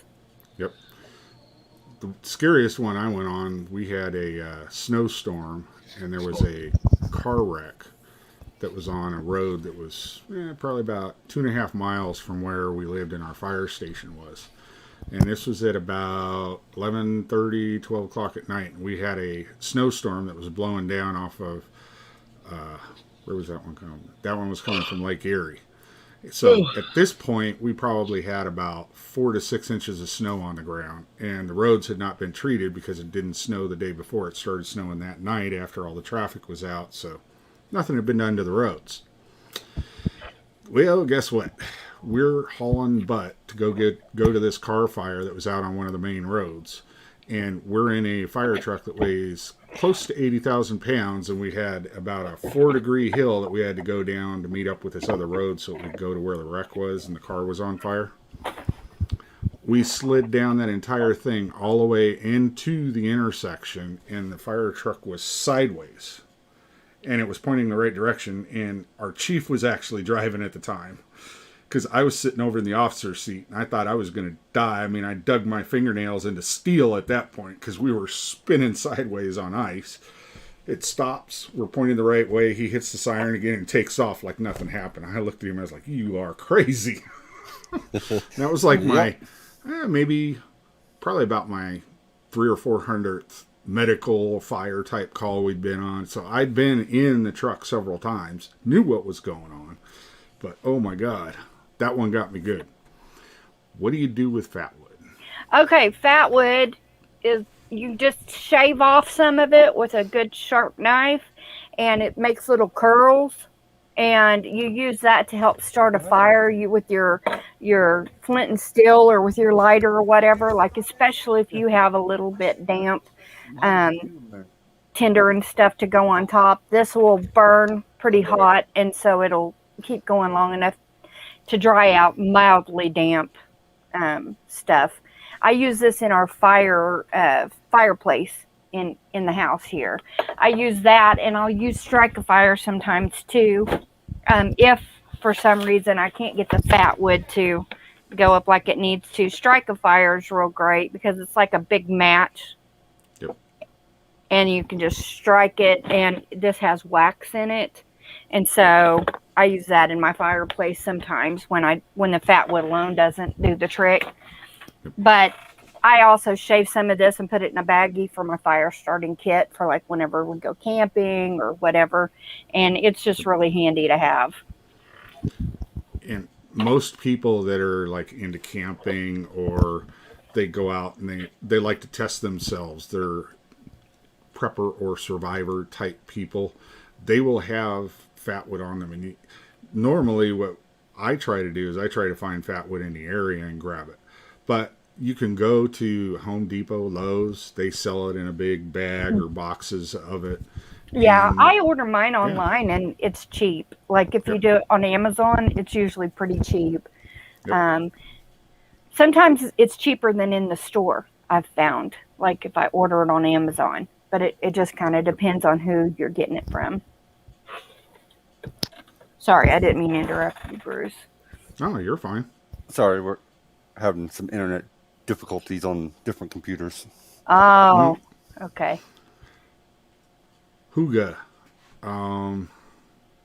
That's because she has the A up front, so it's technically a different page than yours according to YouTube. So that's why that's coming up. So plus, if she has more subs than you, the she'll larger come up higher channels in the tend to list. get pushed higher on the list.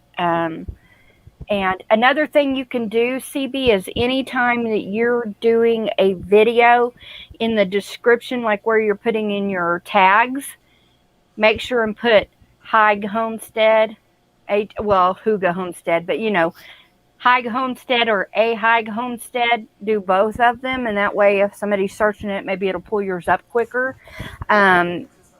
So that's one way that you can do that. I've learned on mine, like that's what I do. I put prep for it under all of my videos, and that way if somebody's looking for me, they're going to have an easier time finding at least one of my videos, so then they can click on it and then find my channel that way. Well, if you're not on any of the pages, there may be, maybe 3, 4, or 5 pages. If you're not showing up on the search page at all, let me check and see here. I'll go and see if I can pull you up. Yeah, It'll let me probably see. work for me, because I already have her as somebody in my list. So. How? Okay, there's the Haig Homestead. Well, they only have 51 subscribers. Okay, I'll tell you, one of the things when you're looking on your phone, you see how I typed in I typed in Huga Homestead. There's three little dots or 3 little lines right here. I can click on those 3 little lines, and then you can put in a filter that says channel, and click on that, and then arrow out, and then yours shows up second on that list. So that helps. Now, I don't know why mine came up, but anyway, I guess because maybe I've tagged you in a video when we did the seed swap. But if you're trying to find somebody, or if they're trying to find you, this is one way that you can do it. And yeah, in the subject, yeah.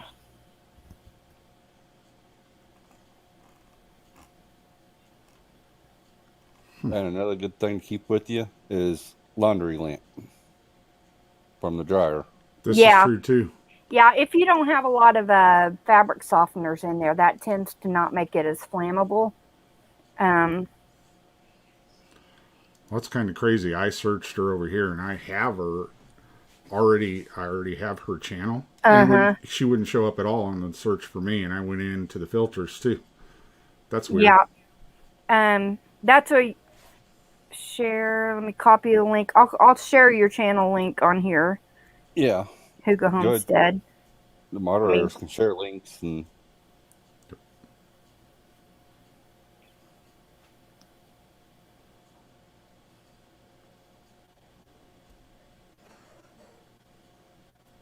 Thank you, Suburban.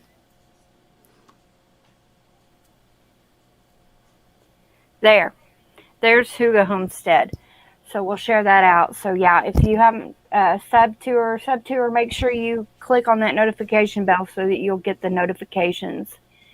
Yeah, and that's what a great Tasha said, about the lint is actually true, and it's because if you use fabric softener, it's actually been a national fire safety rule that the fabric softeners have to have Fire a retardant. chemical. Yeah, kind it's a chemical that prevents clothes from catching on fire as Yeah. easily, because they were having problems with babies in their little onesies. If there was a heat source near it, it would actually light off their little onesies. And of course, this is a baby, so they don't know what to do. They're in there yelling and screaming, and mom comes in and the whole bed's on fire. And they're like, what the heck? Yeah. So that actually happened probably about 20 years ago or so. So if you use fabric softener, that lint is not going to be as ignitable as if you did not. Yeah. I mean, you can still get it going sometimes, but it's not going to take a spark like off of a flint and steel nearly as easily, or with a magnesium It's stick. about like the new ultra low sulfur diesel they got now. I don't think you can get a torch to light that. Wow. Well, and a good trick though is if you want to use fabric softener, but you don't want the fire retardant tendencies, you can use like a vinegar, a little bit of vinegar in your wash cycle, in the rinse portion of it. And then for your dryer, you can use the wool balls. They're wool dryer balls, and they fluff up your clothes and soften them and get the like static out as you're drying. So, but just make sure it's real wool. It works a lot better. Yep. Cotton balls and Vaseline works good too. Yes, it does. Just make sure it's the real cotton balls. And it works really, really well, actually. I've saved it's a fish oil bottle that's tall and thin, and I'm going to stuff it with Vaseline soaked cotton balls, and then I can just pull one out with a stick for my fire starting. So, and the nice thing about it is, unlike gasoline that after a year can actually lose its combustibility so much that it will not even ignite, that little cotton ball with Vaseline on it, you pull it out 40 years from now, as long as you've had it in a sealed container like an old pill bottle or something, that thing is going to light off like a firecracker as soon as you put a match to it. Yeah, it's nice. And, there are different grades of fire stills too, people. So remember that whenever you're looking for fire stills. I'll see if I can find out from my friend. I can't remember his name, but he was going to make me one, but then he got the coof, and he's been pretty sick. So I haven't heard from him in a week or so I need to check on him. But he told me the name of really good quality fire still, so I'll let y'all know. I might see if I can just buy the plain fire still from him instead of the, him carving me a handle with it, just because I like to have good quality fire still. Backwood might know this recipe. We mix iron oxide with a little bit of rust or aluminum oxide. Makes a good recipe too, but it takes a high temperature to ignite it. Yeah, I wouldn't mention that. That could be dangerous with dumb tube. Emma, the laundry he didn't give the soap proportions, really so that wasn't easily. that big a deal. But Emma, the laundry soap, making it homemade is very simple, but I haven't found a recipe yet that I'm real fond of. It doesn't seem to get the stink out of, and even with baking soda and all of that, I haven't found one yet that has done a really good job. I use all free and clear. Not saying it's the greatest in the world, but it does a pretty good job. And then I use it. They have one that they've added the OxyClean to it, and I like that. The key with homemade laundry soap is, instead of using your regular fabric softener, is use vinegar, and that will help pull the smell out. Well, I tried that, and I guess it's because of the humidity here or something, but our clothes, I can't do the vinegar for the softening because our humidity, something about it almost smells soured when we do. I don't know why, but so yeah, it kind of depends on your humidity. That might be your washer too. No, I cleaned it out. So I don't know. Well, that's a good point too. If you have clothes that you use when you're around something that's possibly going to have flame with it, because you can buy fire retardant clothes to wear if you're going to be burning something. Make sure you don't take a fire retardant shirt, pants, gloves, and throw them in a washer with actual softener. Yes. Yeah. Guess what you just did? You just made your fire retardant clothing Non-returned. combustible. Yeah. Yeah. A lot of people don't know FR that. people- Yeah, Like baby that's clothes, a lot of the people with babies, their baby clothes are made fire retardant, but they still put that fabric softener in there because they want that smell good stuff, and they ruin it. well, and that's Yeah. what's so weird because it has the opposite effect on your lint from it because it does create like a retardant, but if you already have fire retardant in your clothes, it actually breaks it down. It's kind of like oil breaks down oil. It's kind of like that. So, Yeah. yeah, When you go buy FR shirts or pants, well, that's oil why filters, they're so expensive. It's because they're they tell treated. you, do not wash it. Just wash it in water.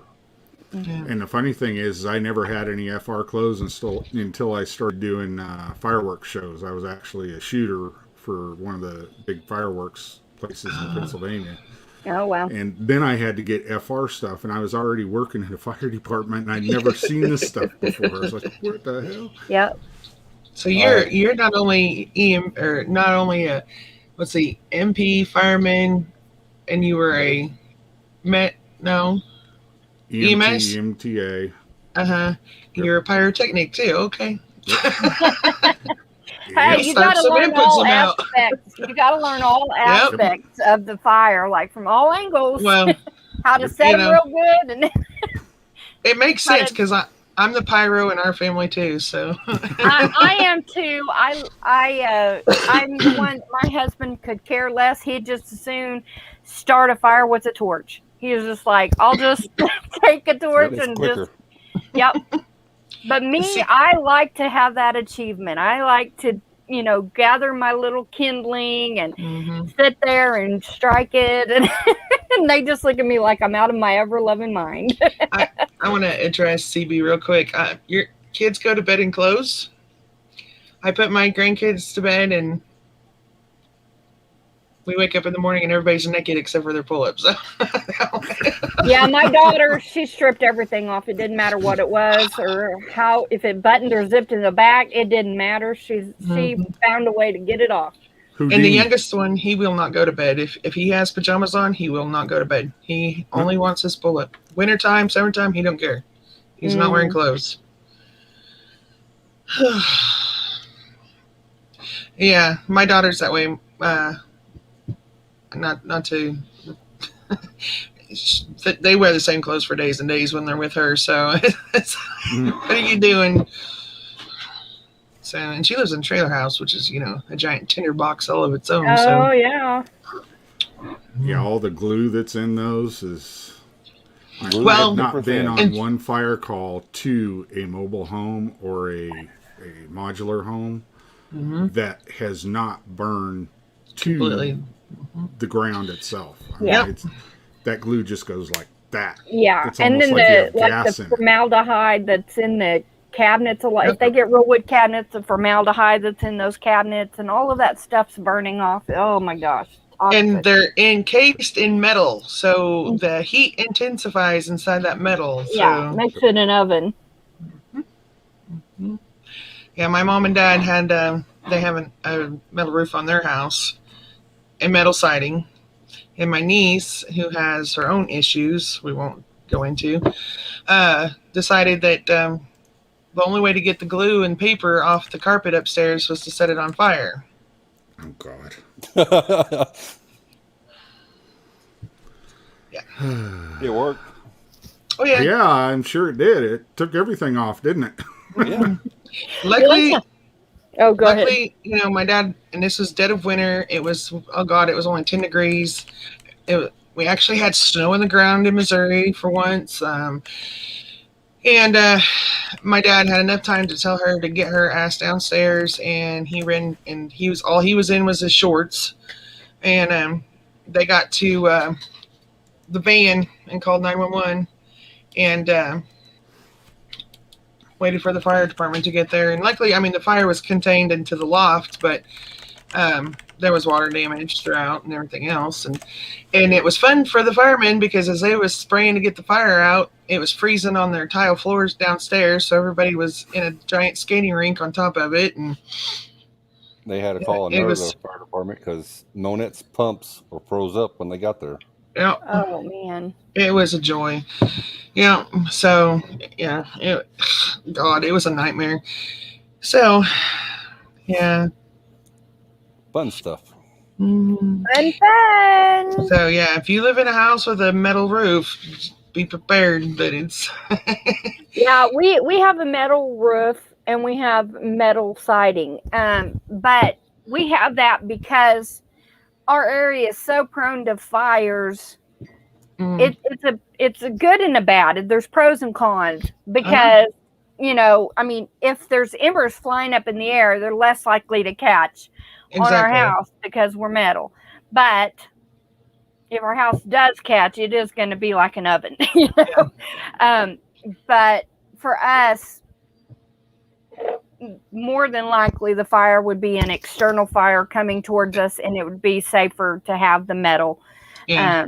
But it's not a trailer, you know. It's just it's an old house, but we've got metal roofing and siding. So they and it's not funny. It's not funny. I know it's not funny, but it was funny. You could still walk across parts of the floor. It hadn't completely burnt the flooring, thick floored. But my sister's bed, she got up there and she's creaking across there, which I don't recommend you do unless you want to just have a sudden fall, because that's possible. She went to pick up her pillow because it was still in the form of a pillow. And when she touched it, into this little dust, and she's like, oh, shit. Yeah, Heather. She's mildly retarded. So she did, she just, things don't always quite register with her like it would for us. But yeah, she was just like. CB, Huga Homestead. That's something that people need to learn to teach their family is proper use of a fire extinguisher.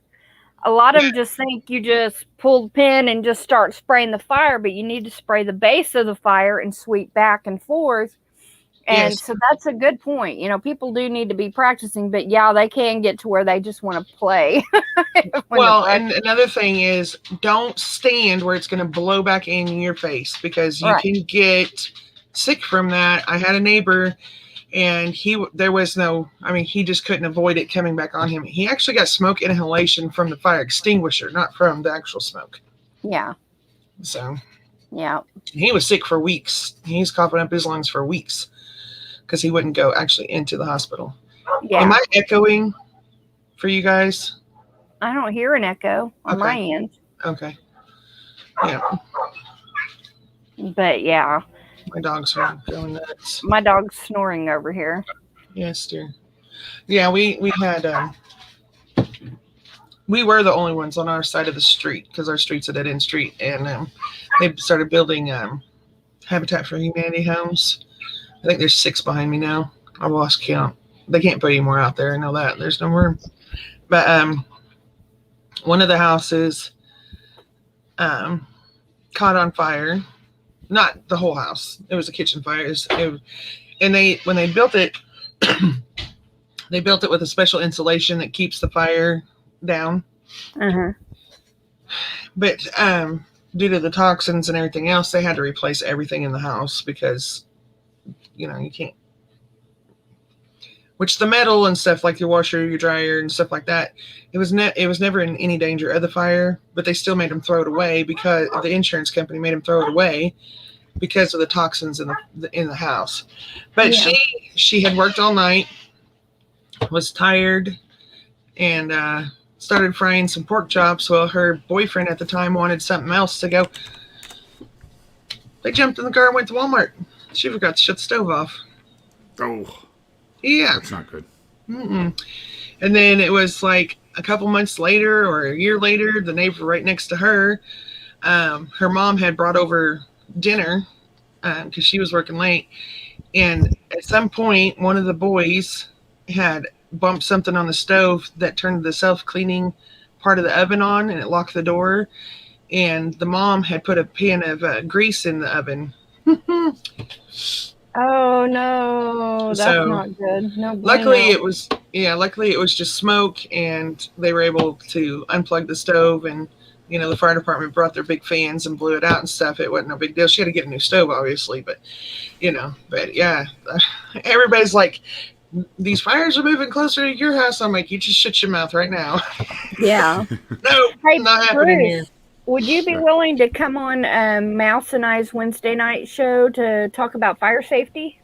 Yeah, that's fine. Okay. I know Mousy. Yes. Oh, and I do have a request.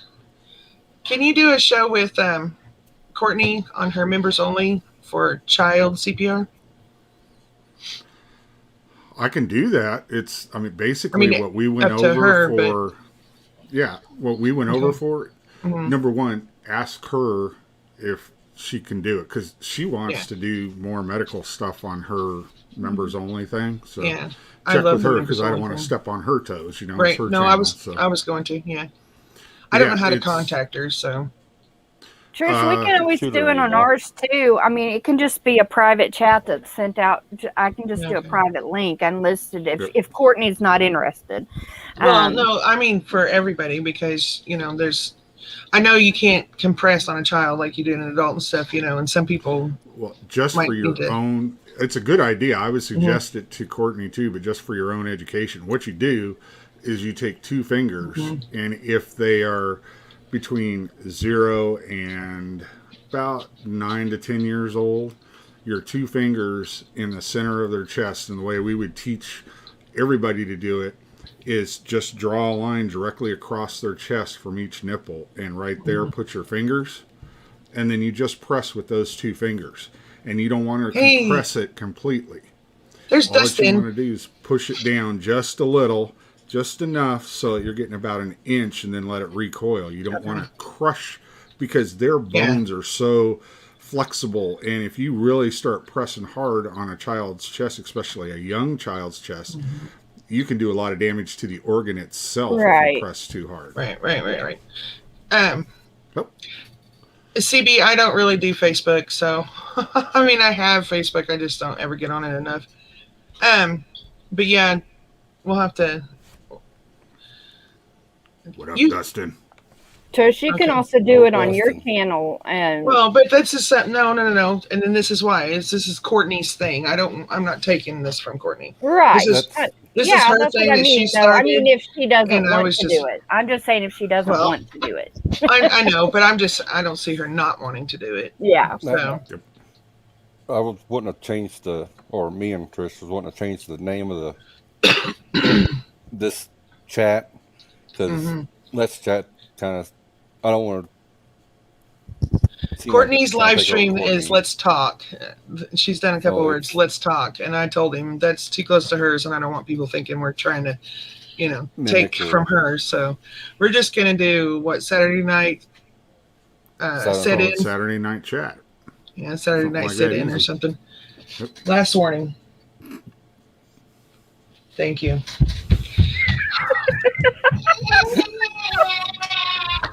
Oh, I am the worst grandmother ever. I tell you. you're She so stood mean. there. She stood there and looked at her like she was a drill sergeant, and she was an MCRD getting her butt chewed. Well, Deli will tell you, I am the drill sergeant. We have marching slave orders in master. this house. Move it. Oh, Dustin said they'd be glad to do more. That's awesome. Dustin's King Poobah, if you didn't know that, Trish. Yeah. Okay. I didn't know I if you knew knew who it that. was. Yeah. Okay. I lurk more than I chat, just because a lot of times I have the kids and Yep. chatting is not something I can do, so I'm always lurking. So yeah, I knew Yeah. who the King Poobah was. I was there when he changed his name too, so Okay. it confused Courtney. It was quite funny, but Yeah. offense, Yeah, Courtney, if you're watching. If anybody wants a link, just let me know, and I'll send you one. You want to get up here? Or... Yeah, Dustin, it was, and I really do. I mean, so I am not computer savvy. Trisha's a moron when it comes to this. Just gonna put it out there.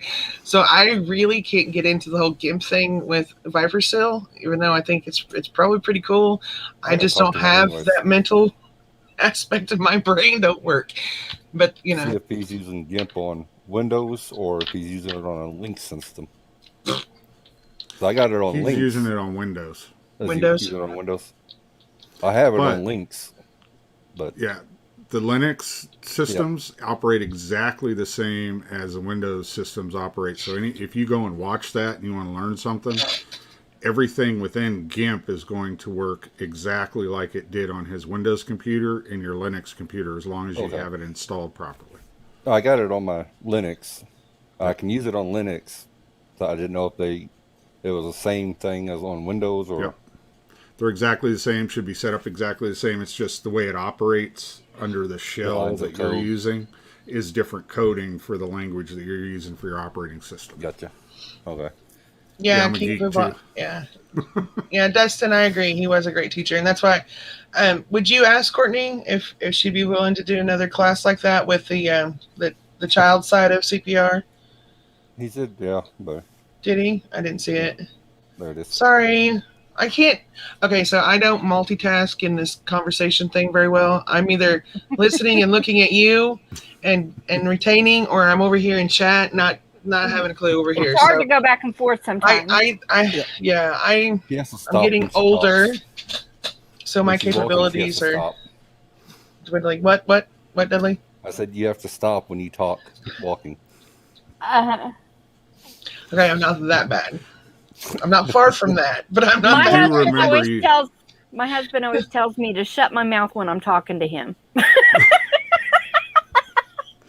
You do remember you have to go to bed tonight, right, Wiley? I know.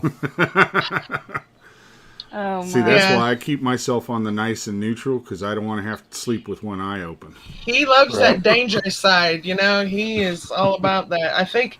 Hi, Miss Courtney. We love you. We're gonna give her loves, but no.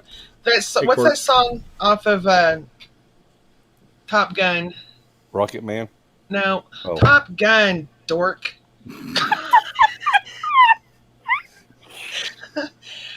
Danger Zone. There you go. Yeah, Kenny Loggins. That's Dudley's theme song. I mean, he's always walking right in the middle. It's like at any given time, because when your whole family's military, you learn things. Oh, yeah. Bruce knows what I'm talking about. You know how to take you can permanently put somebody to sleep rather easily with certain moves. I know these moves, and Dudley just keeps pushing, and I'm just like. But the thing is, she won't let me sleep, so. The hell? Oh, my gosh. Just digging it deeper there, man. Yeah. It's going to be. Digging up bones. Yeah. So, if Dudley ever falls down the stairs, just saying. It wasn't me. I tripped. Yeah. Yeah, Court already answered it, CB. She said she'd be glad to do it. She would love to have you back on if you would like to come on. Yeah. That would be awesome. Yeah, so now if you put me in the kitchen, I can multitask the hell out of stuff. Just stay out of my way because I don't slow down. She can make a sandwich and give it to me at the same time. Oh, you can. I'll make you a sandwich. Says Kenny Loggins. Isn't he in the poop troop?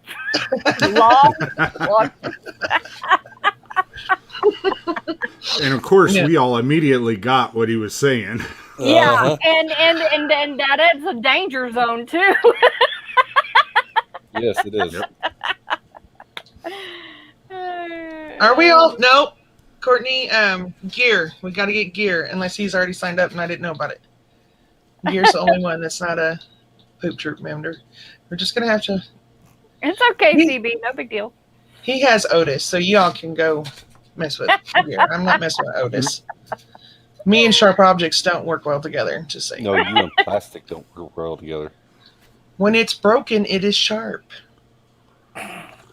Just saying. Okay. Oh my God. I'm sure I'm not the only one in the world that's cut themselves with plastic. Maybe I am. Okay. But I will keep my mouth shut because if I say it too loud, then I'm in trouble. Natasha cut you with anything. What the noodle even? Oh yeah, that's right. I Oh, forgot Lord. Google don't take cash. They want all the cash. They just won't take cash. No, Yeah, you're that's supposed to right. be. You're not Natasha here. You are cousin It. Oh, I You know. gotta, you gotta get your personalities in order here. Come on. Okay, Split okay, personality. okay. You know. Poor Tasha, she's going to be in talking with some doctor or something, and she's going to say, "Yeah, I'm cousin It." I mean, he's going to be like, "What?" Well, I don't know. I've seen stories where people have had like they've had a stroke or something. They come back and they have this accent, and nobody can figure out how they ever got that accent because they were in the United States and they didn't know anybody from this country or that country, but they have that accent now. Yep. That's gonna be Tasha. Like some people, She can come back Russian. Blah. well, I've heard some people have strokes or aneurysms or stuff like that. They come back, they could play musical instruments. Yeah. They're geniuses. Or I swear to God, I just saw Sasquatch on cousin It. I swear to God, I just saw Sasquatch over there. There she is. Yeah, she is cousin. Oh my God. So yeah, Tasha has personality. Tonight they're conflicting with her. we should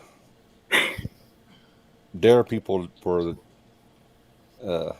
pumpkin carving. Dare people.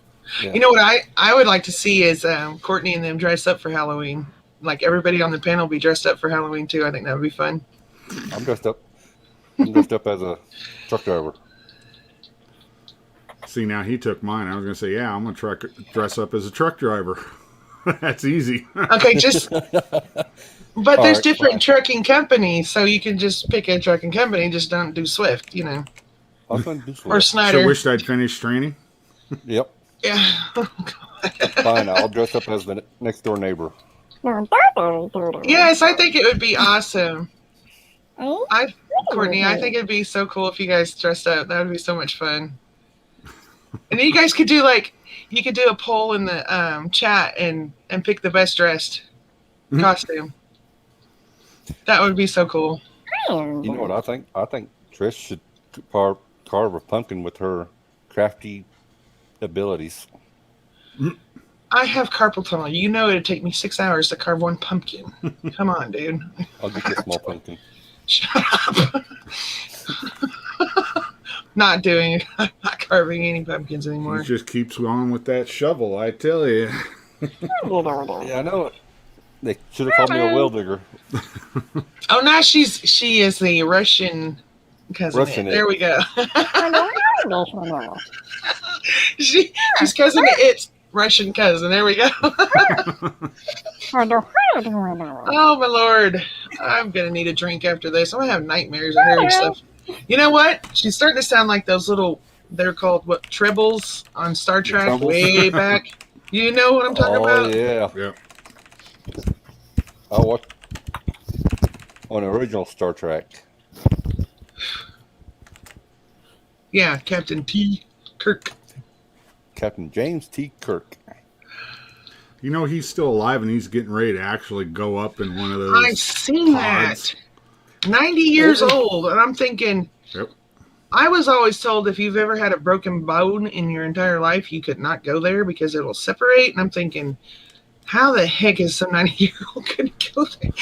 I can't imagine their bones being stable enough, but That's actually some old wives' tale. That doesn't actually Is it? happen because when Thank you break a God. bone, It gets when it stronger. heals, that bone is stronger than any other part of the bone in your body. Really? It's because when it mends back 2-3 times as strong in the fractured area as the rest of the bone is. yeah, because I was always imagining my toes separating. I'm always breaking my toes. I don't know. I don't wear shoes. So I'm like, oh, God, that would hurt so bad. That would hurt so bad. Okay, I missed something over here. We know. I didn't do nothing. Cousin It came in here a minute ago. I can't help that. I'm just going Just back takes over. over. I'll have myself some coffee. I'm just gonna pretend I know what the hell's going on in this world because I sure don't. Hey, give me a good reason to get a chainsaw. Oh, I can use anything to carve a pumpkin.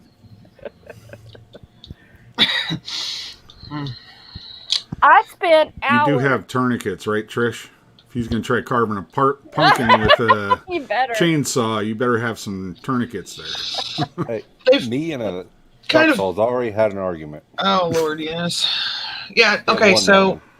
for anybody, okay, because so like Tasha, Josh, and Sandra Moody, all of us are going glamping next weekend. Oh my! Oh my gosh! Now we're gonna go hang out for a weekend and have our little mini YouTube get whatever. I'm hoping we can eventually get more people, but anyway, just for you all who's going to be there, Dudley passes out at the sight of his own blood. Now, if it's somebody Oh. else's blood, he's good, okay. But I'll if just it's drink his a strawberry own, shake. If lights it's out. mine, if it's a lot of it, mine, no. Well, you see, it's a good thing you weren't in the military then, because sometimes when you go to the VA, you got to draw your own damn blood because they can't do it. No, Bruce, hey, my brother, God. he's not technically my brother, but he was on the fire department. So at the age, I was 10 years old, and he was part of our family from then on. So they're like our brothers. But he got hit in the head with the mess hall tent pole, the middle mast, whatever. Yeah. And he gets 10% disability now from the government because Actually, you know if he head went wounds back bleed. now, He passed out, and if he went back now, he'd probably get classified as having a TBI. probably could be. If you have a TBI now, that's a minimum of 30% tax free for the rest of your life. Well, oh, I got that anyways. we know, Dudley. You know, when we were telling y'all he's a truck driver for a living, it's the little yellow bus, just so you know. No, I'm kidding. That's It's a right. joke. It's just a joke. But yeah, Just for no. anybody who Go doesn't around and know it, around. a TBI is a traumatic brain injury. Mhm. Anything hits your head, or you hit your head, or there's an explosion near you in the military, that's considered a TBI now. Mhm. And if he actually went in with if he got 10%, before anything happened with any of this stuff with the war on terror, if he got 10% back then, he's probably go in and get 30% right off the cuff. This was in Desert Storm. Oh, back when I was in, yeah. Mm-hmm. So if he went in and got Yeah, because we were talking about re-examined, that. Mhm. yep, he would probably end up at about 30%. Well, now he works on pipelines. He's a welder on the pipelines, and he works 6 months out of a year, makes 64,000. That was back in 90. No, that was back in 2000. So I don't know what he's making now. So Wow. because we were talking about, because he's one of them that was on the Autobahn when they had the wreck. Remember, we were talking about Yep. that. Yep. So Mm. oh, fun, yeah. The joys of brothers. They ain't that bad. Well, none of the four were as bad as you. I mean, They were prepping you for me. oh yeah. Okay, so I had one brother. He's a truck driver now.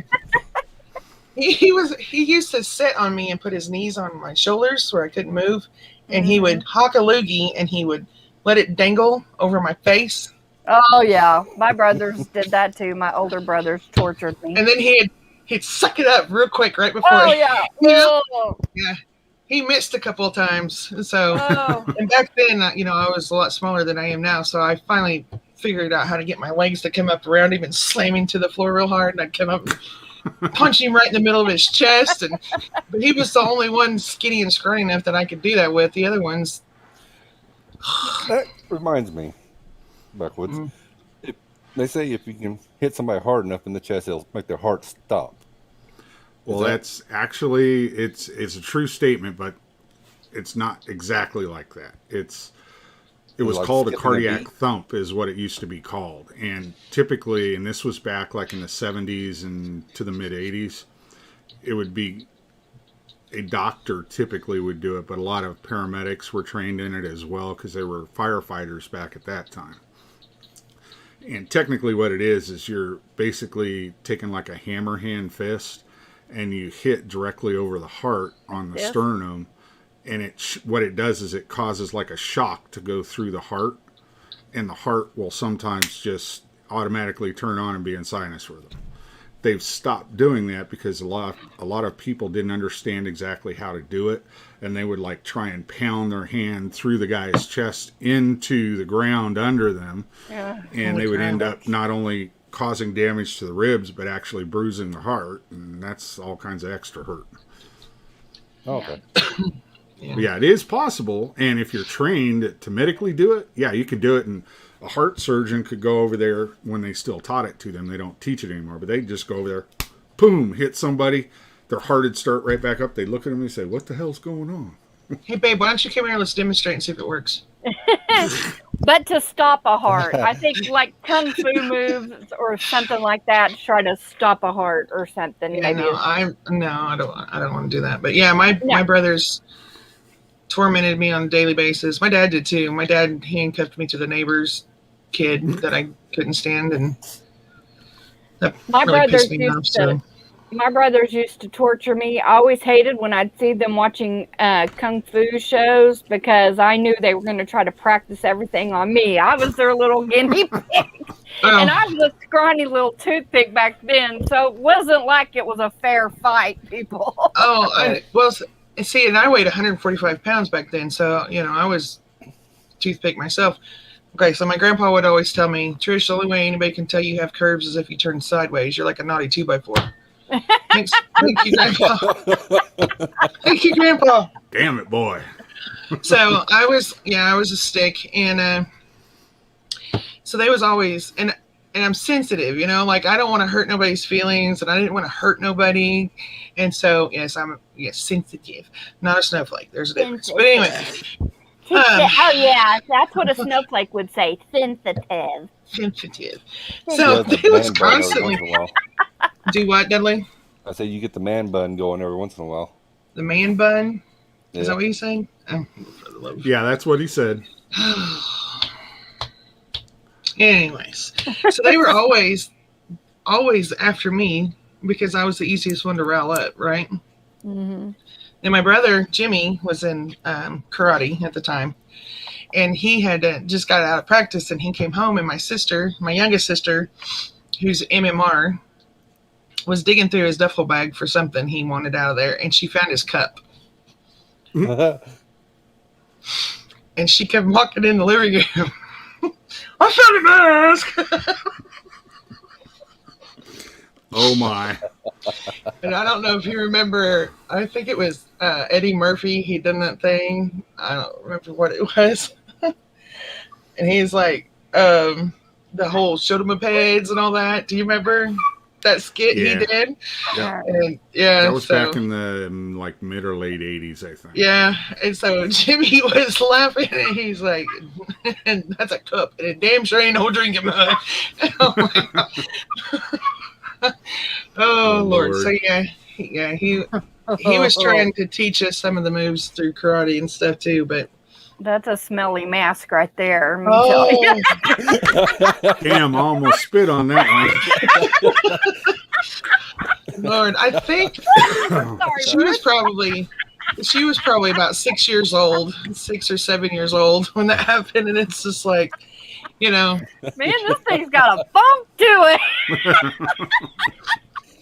Yeah. Oh my God. I was just like, because me and my sister knew already, because he's been around for long enough that we knew what that was for, and we played softball, and we had friends who played baseball, so we already was familiar with what that thing was for and where it was on the body. So here, these are the ear loops. Just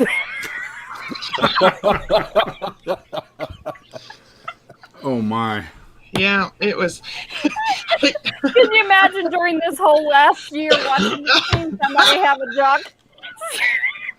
Hey, there was people actually wearing their underwear as a mask. So, oh my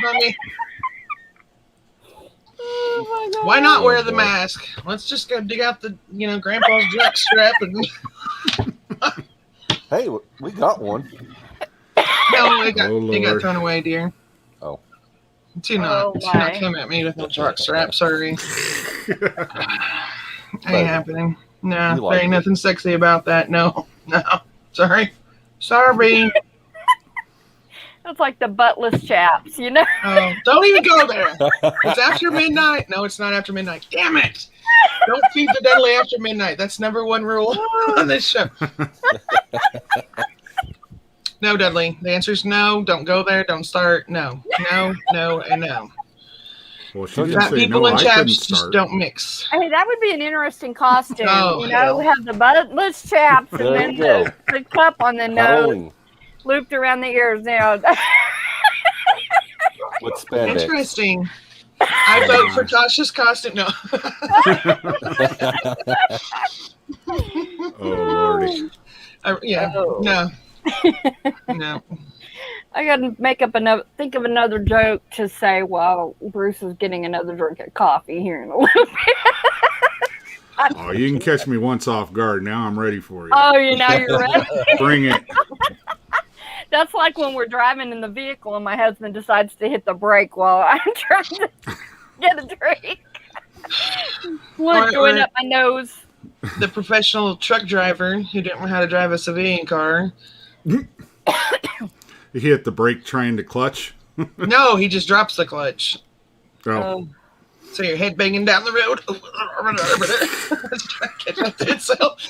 Hey, we're listening to Oh. Queen. So Oh, Yeah. gotta my do goodness. that. It's pretty bad. It's pretty bad when your kids are like, Dad, Mom drives better than you. You're a professional. Because he had him convinced he was a professional driver. I'm a professional driver. I have a CDL. And you know, That's what my And then- CDL says. Oh, yeah. professional. well, you ain't professional driving a civilian car. That's for sure. Dustin You don't want to says drink anything while you're driving with Dudley because it's going to go somewhere other than where it's supposed to go. Dustin said his buddy sent him a picture of a guy at Aldi's with tidy whities wrapped around his face as a mask. No joke. Yep. Yeah, I watched the YouTube channel and he purposely. Yeah, what's I watched worse the. is the- Oh, go ahead. I watched the YouTube channel and yeah, he purposely wore his whitey tidies in Texas. Went into Walmart, interviewed people. What's get a worse reaction. is seeing the people with the plastic bags over their faces. I want to get one of those fish bowls. I'm just gonna say this: if you're that smart that you're wearing a plastic bag over your face, You probably It's deserve it. Darwin. Deserve what you're happened. the reason there's warning labels on everything in the world, and you're probably well, how from about California. that idiot? What was it back in like November? They had some idiot that was trying to get extra gas and put it in a friggin' Walmart bag. Walmart sacks. In their I've trunk. seen that. Yeah, I seen that. Then I seen I one know. where they were pumping it into a laundry basket. Yeah, survival of the fittest. That's right, Suburban Oh, Darwin my. Awards going right Oh, there. my lord. Oh, Yeah, well, I'm yeah, all guys. about removing warning labels from things and just letting nature take its course. No Yeah. offense. I love people, some, not all, certain ones, but nobody putting a warning label on shit for wild animals. Just saying. Bears don't get the whole high voltage signage. Just saying. It's Yep. not just Neither. deer crossings. That ain't we for them. didn't have half these warning labels when I was a kid. You Me could even neither. ride in the back of a pickup truck and the cops wouldn't pull you over. Me Yeah. too. Oh yeah, no kidding. And I would lay in the back of my mom's car in the window and lay there and watch the lights, especially at night. I'd lay there and watch traffic and watch lights and There all you of go, that stuff. Dustin. There you go, Dustin. Back when they built cars out of metal and not plastic. That's right. Yeah, make sure it's on there nice and secure. You don't want any of that dirty air getting up under there either. Make Well, sure. no, you got to be green. You want to make sure it doesn't fly off your head and go out in the Right, field or right. something. Yeah, it takes, we don't wanna- 100 years for it to Wanna get ruin the away. environment. No Yeah. littering. No littering. Back when I was a kid, my dad threw us in the back seat of his old Ford. I don't know what the hell kind of car it was. And off to California we went, and not one of us was in a safety seat. Not one of us was in a safety belt. We all survived. Yep. Yeah, we built Barbara some. says that her stove manual actually says not to use the oven to dry wet newspapers. Because some idiot out there actually did that. Yep, there's a warning label because some idiot actually did that. Yeah. Oh, Looks yeah. like McDonald's and coffee Courtney, now. Courtney, don't worry about it. That's just how I am, and I'm not doing anything to step on anybody's toes.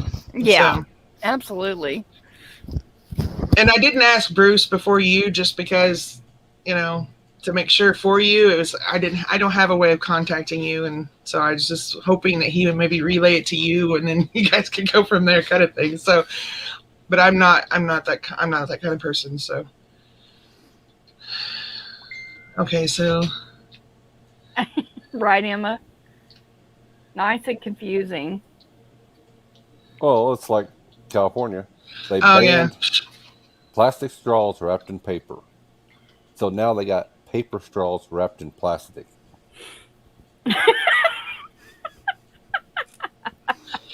worked at That Walmart for the sounds longest about right. time, and I asked the store manager where I needed to go to school to get my degree in retardation and how to sign up for the lobotomy so that I could work in that store.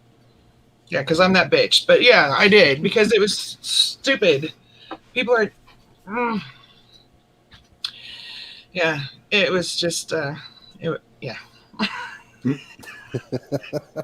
I don't deal with people very well. There's a reason that I did not grow up to be EMT, nurse, any of those things. I don't have the patience. I'm allergic to stupid bullshit. I mean, I have my moments, so I won't lie, but I just can't.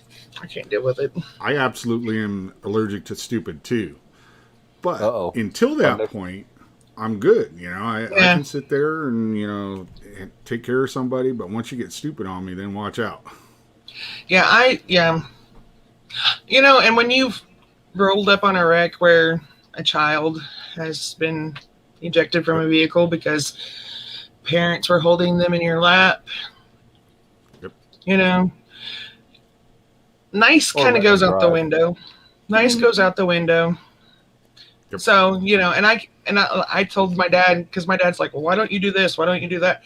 Because I can't guarantee the drunk in the other car that just killed this family of whatever didn't break his neck in the accident too, So Yep. I can't. Yeah. Well, I worked can't at have a that on my Christian conscience. school. I worked at a Christian school, and one of the students' I think it was her nephew.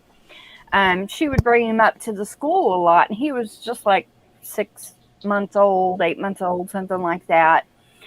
And they were driving in a very small, like a Ford Ranger type vehicle, and they didn't have room in there to buckle him up. And so he was in his car seat, but he was sitting on their lap, and he was strapped in.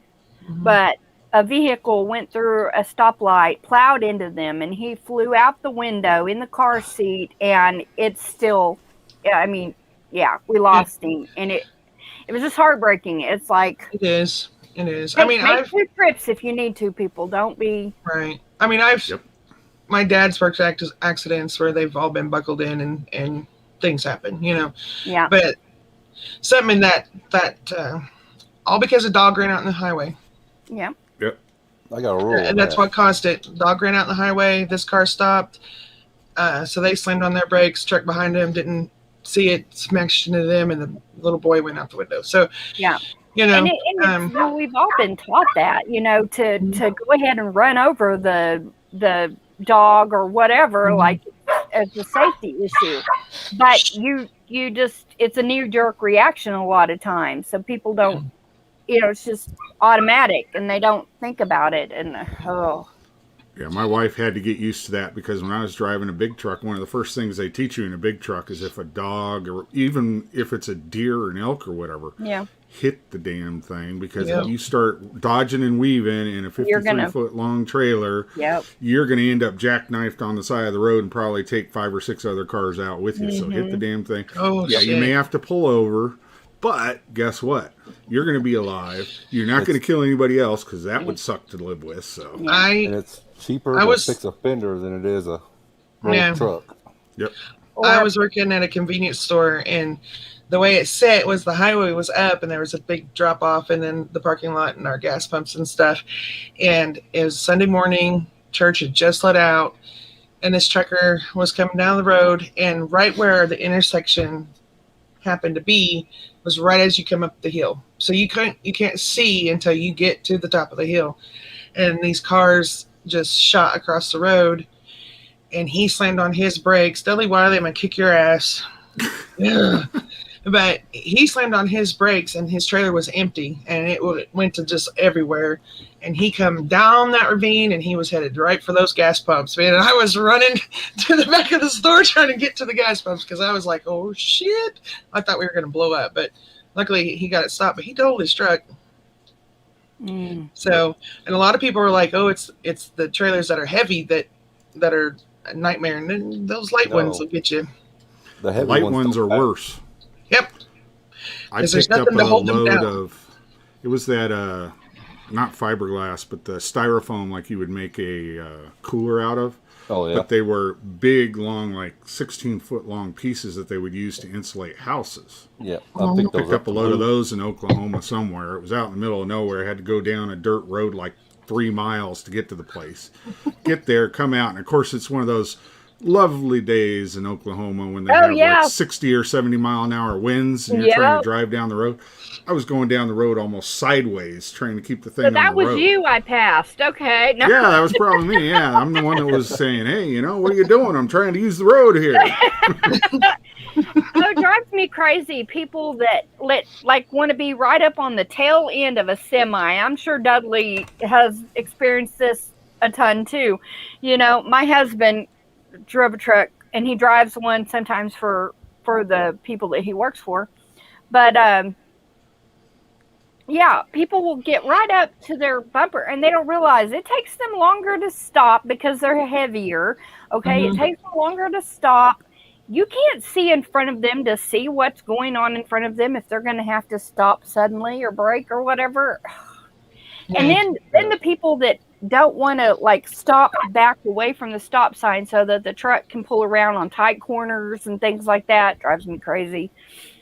Dudley and I have pulled the trailer, not the wheels, just the trailer over the hood of somebody's car because they pulled that number, and I guarantee you he had poop troops in his pants by the time we got to there. Sure.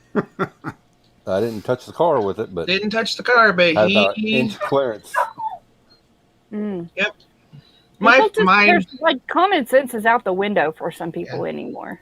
Yep. We were in New Jersey, and we had just pulled up on a bridge, and the online was coming up, and instead of the guy waiting, he the shoulder and got right in front of us and slammed on his brakes. And all I could see in my eyes was we were going to go over the damn bridge, down into the water, and Trish's going to die in the truck. I'm like, and here I am, because I'm used to the civilian car. You just grab a seatbelt and hold, right? Because it's going to lock up when the brake. We're reeling the stupid seatbelt out, and then I reach up for the top of the truck, and there's, it's not there. I'm like, shit. I like it when it was bad. Get up right on my tail. I always think, if I slam on brakes, I ain't gonna feel you hit me. No. Yeah, but you know why they do that, right? You wouldn't live with yourself if you did that. Or try to get that $1 million payout.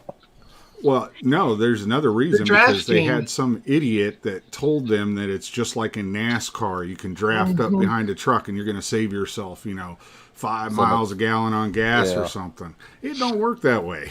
No, it doesn't. Hey, y'all, I'm going to have to hop off of here.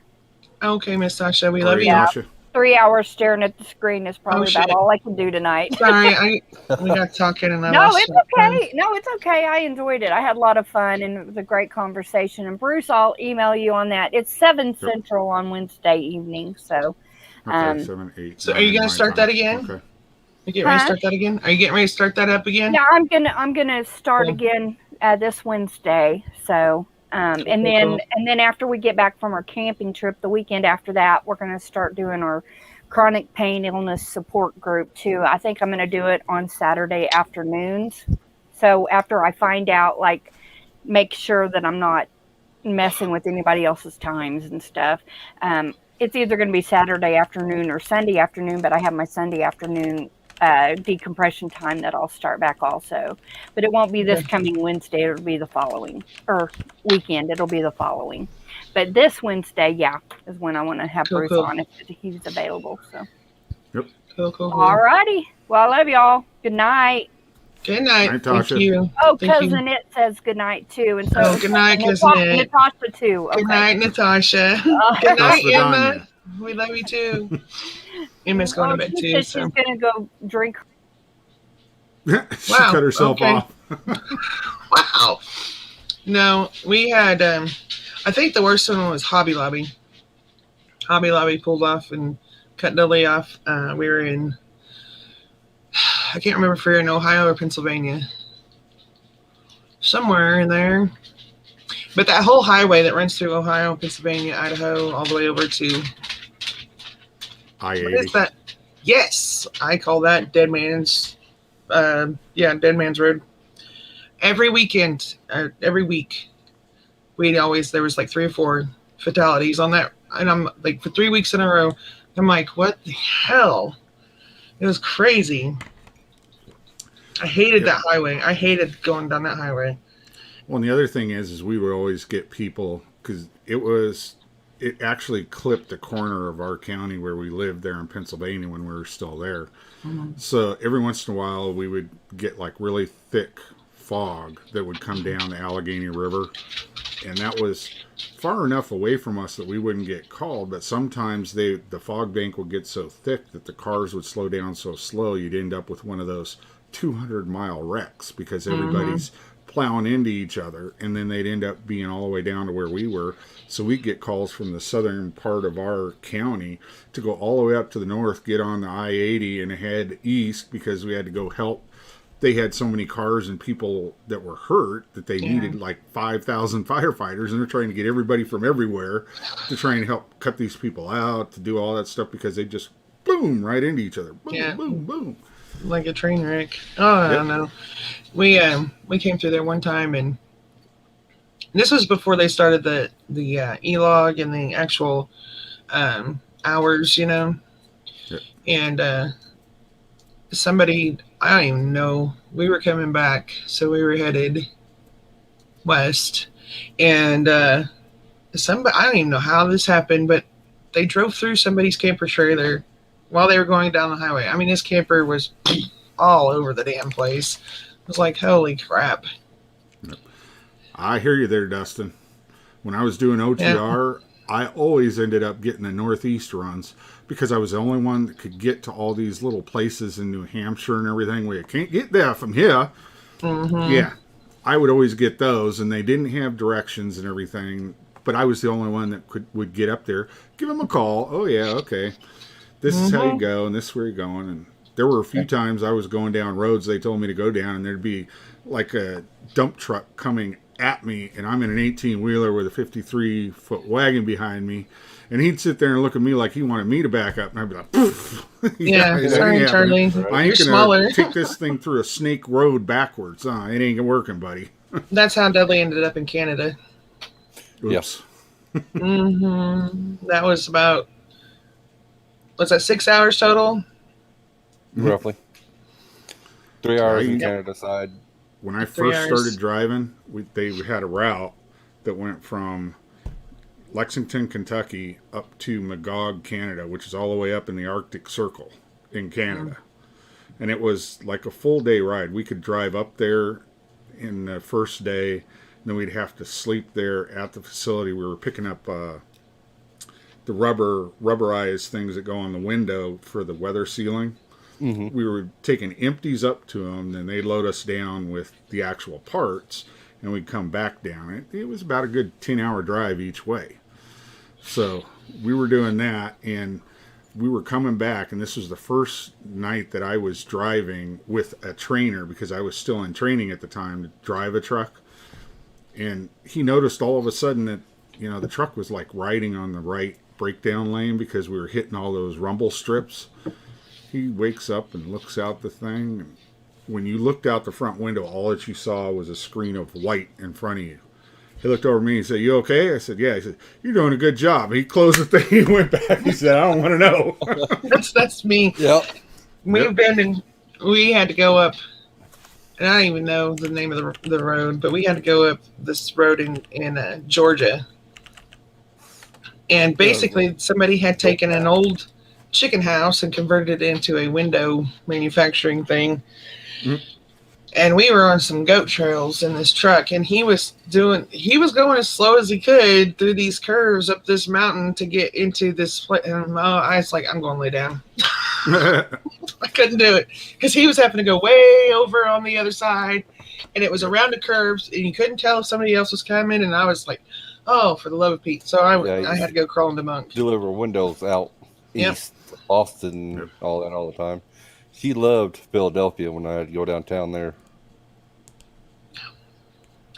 Never will I go back to Philadelphia. Unless I have a tank with PA system. Yeah, I always would get the calls that would have to go into New York City to do drop-offs and pickups, too, because they figured out that I could drive. Yeah. My fault. Yep. Yeah. I'd end up down there, and there was this one time we were picking up at this, it was when I was with Martin Transportation, so I had a reefer van. Yep. Mm-hmm. We had to pick up at this refrigerator facility. So I'm thinking it's going to be one of these pole type buildings, and we're going to pull up to it. I pull down this street, and there's like this building that's probably about 10, 12 stories tall, and there's a whole bunch of trucks around it. And of course, to get there, it had just rained. There was like a puddle that was about 8 feet deep, and you had to drive through that, and it was coming all the way up just about to the tops of the saddle tanks. Before I went anywhere, I was making sure I was at the right place, so I got off and got on the CB and was asking all the other drivers, is this the right place? Blah, blah, blah. Yeah, it is. Come on through, drive through at this area, and you got to go straight through, and then once you get over on this side, then you can go over here to park. Yeah. I did not know when I was driving an 18-wheeler I was going to be a boat captain. Oh, yeah. That was interesting. Yeah, when I first met him, he was doing the West Coast run, so I went on the truck with him for a week, and we got to go to California. I hate California. Most of my family's lived in California. I don't like California. I've seen too many wrecks as a kid there, and yeah, I just hate California. And so he's like, oh, you want to go on the truck with me? I'm like, yeah, where are you going? He's like, California. I was like, oh my God. But it was completely different being in the truck because I sat up higher than everybody else, so I felt a little more safe and everything. But he went to this one place, and they had chain link fences everywhere, and he was literally inching to get back in because there was no room to turn the damn truck. So, been there, done that a few times. Yeah, but I like it because we got a free wedding anniversary trip to Destin, Florida. We got one a couple years later to Myrtle Beach. That was pretty cool. Yeah, and so delivering windows to the condos they were replacing. So it was right on the beach. That's cool.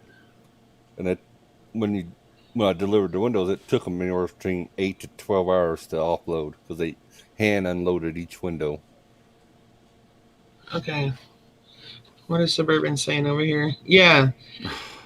Yeah, you don't stop at lights. That in bites New York when City. that happens. They'll give you the wrong trailer number, or Oh no. I've done that a couple times. I was given the wrong trailer number by the security guard when you're going up to get the load, and yeah, that happened a couple times. Oh, I was pissed. That happened to us last month, wasn't it, Dolly? You went to pick up your trailer, the one that he actually owns, and it was gone. And he was like trying to get a hold of the people that ran the trucking company, and they weren't responding. So he called the sheriff, and about the time the sheriff pulled up, the guy got a hold of Dolly. He's like, yeah, we accidentally sent your truck to St. Louis, or your trailer to St. Louis. I was like, who steals a stupid trailer? Well, it's like I was picking up a load just south of Pryor at a warehouse. Sit there for 4 hours in the dock. They loaded me up and loaded the guy next to me up. I took off and got back to Joplin. They called me. We need you to come back. We loaded you with the wrong stuff. Yeah, he was an hour from home. An hour from home, and they're like, yeah, come turn around. Yeah, I had to go to a Scott's turf place that actually did the sod that they would put into like football fields and baseball fields. So they sent me down there, and it was just so that they'd get me a load to get where I needed to be for my next load. So they're saying, just take this, drop it off in our yard that's close to this other one, and then you can go over here to pick up another load. I was at this Scott's turf place, and they were cutting the grass as they were folding it up and putting it onto pallets and putting it in the back of my truck. And I was like, I'm out there and I'm standing by the side of the truck and I'm looking at the wheels on the trailer. The wheels on the trailer were pancaked down about halfway. And I was like, yeah, guess what, guys? I think you got a little more than 40 tons worth of stuff in there. Yep. Oh, no, you'll be fine. Don't worry about it. I was like, okay, where's the nearest scale for me to go through before I head off down the road here? So they told me where it was. I go down there. It's about 4 or 5 miles down the road. I go in and pull up to the cat scale, get on there, and the person that was at the intercom on the other side says, oh, yeah, you might want to come in here quick. I'm like, okay. So I go and I park and I go up to the thing to get my scale ticket. She's standing there. She says, oh, my God. You haven't been stopped by a cop, have you? I said, no, I'm coming here to try and weigh out my load before I head off so I'm balanced out. She looks at me, she handed me the thing. It was 135,000 pounds that they put in that trailer. And they expected me to drive that thing down the highway. Yeah. Holy crap. I was like, yeah, that ain't working. So were you pickles like that before? Yep. So were you a truck driver before you did the EMS and all that, or? Yep. Right. When I first got out of the Army, I went and I was driving a truck, and it was crazy as hell because Christmas of, was it 2003, I believe it was. I actually met the medic who had saved my butt when I was on a mission right before I'd been booted out because of medical board reasons. So that was quite interesting. We were both driving a truck at the time, and we're in the middle of the freaking country where neither one of us lived. And we run into each other at this truck stop, and it was on Christmas Eve of 2003. It was funny as hell. We're sitting there, and he heard me talking to another driver, and he comes over and goes, you're that guy. And they're like, yeah, you're that guy. I remember you. You're the one that was poking me with all those needles. I remember who you are. So what happened, if you don't mind me asking? Oh, when he'd gotten me and saved my butt? We were on a mission that we weren't supposed to be on, and we were doing something in a country we weren't supposed to be in, and ended up, I was doing a fast rope out of a helicopter, and somehow, I don't know how, it never happened before, and I'd done this thousands of times, but I had grease on my gloves that you wear when you're fast roping. Fast roping, you just have like a 3-inch diameter rope that's tied off inside the helicopter, and you slide down on it. You're not tied in or anything, you just put your hands on it, slide down, and then you're down. It's about 30, 40 feet from the chopper to the rooftop. Well, this time I had grease on there, didn't see it, and I got about, maybe 10 feet down below the helicopter, and all of a sudden, my right hand was on the rope, and it like locked up, like somebody had grabbed my arm, and all of a sudden, that arm goes up, my other arm goes down, and then it locks, and I've got, probably close to 80-pound pack on the back of me. Right shoulder dislocates, left shoulder dislocates, and I fall 35 feet down onto the roof. The only thing that happened beside the dislocated shoulders, which I knew how to fix those, that wasn't a problem. Right. But when I came down, and my feet were on each side of one of those pipes that comes out of the top of a roof.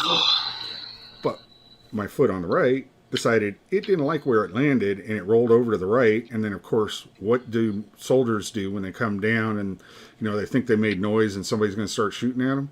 You go and you take a knee, and then you start scanning the horizon to make sure no incoming fire is coming at you.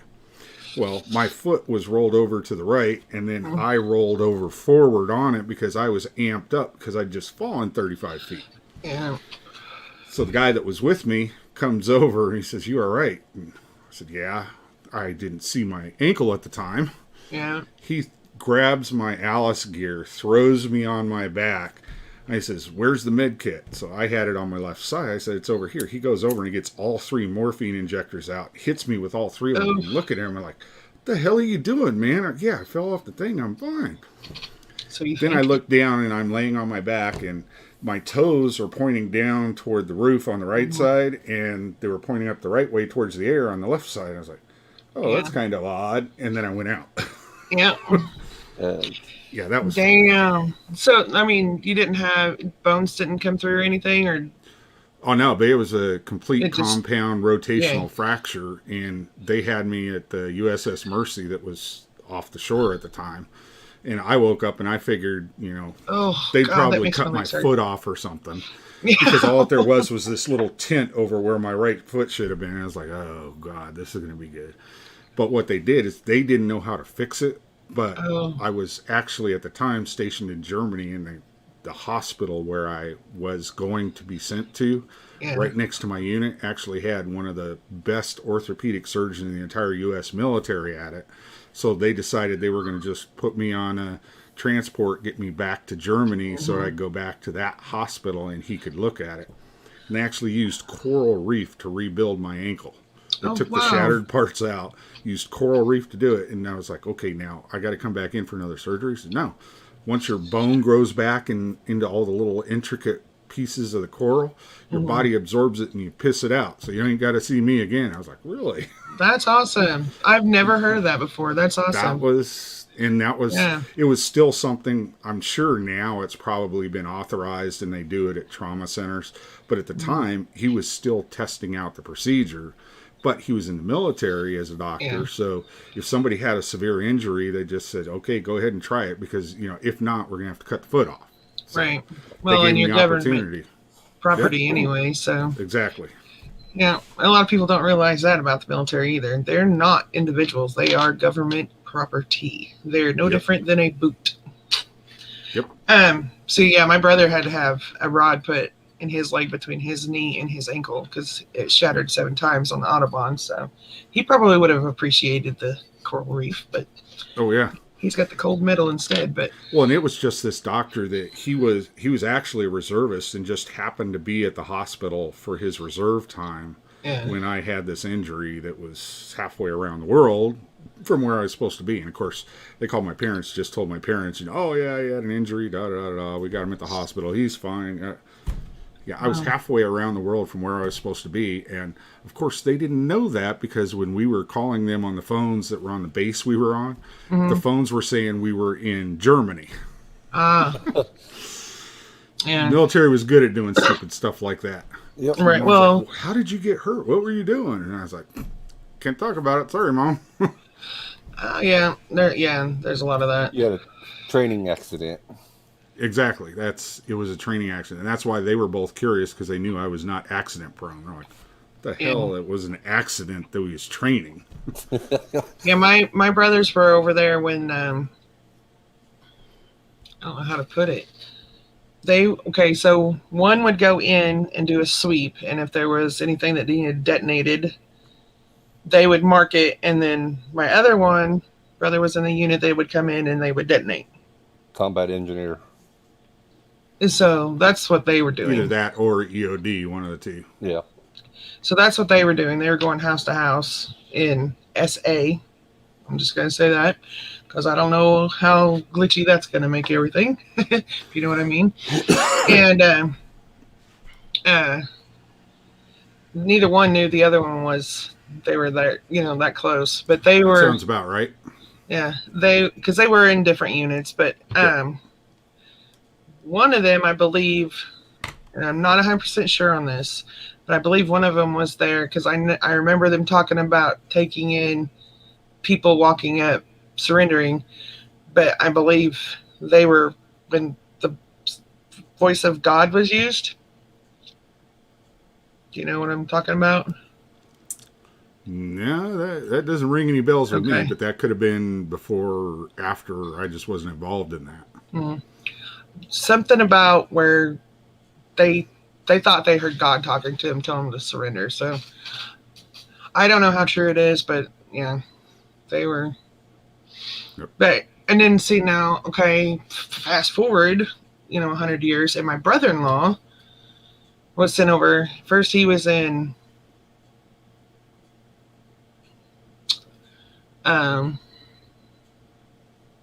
That car, IROC?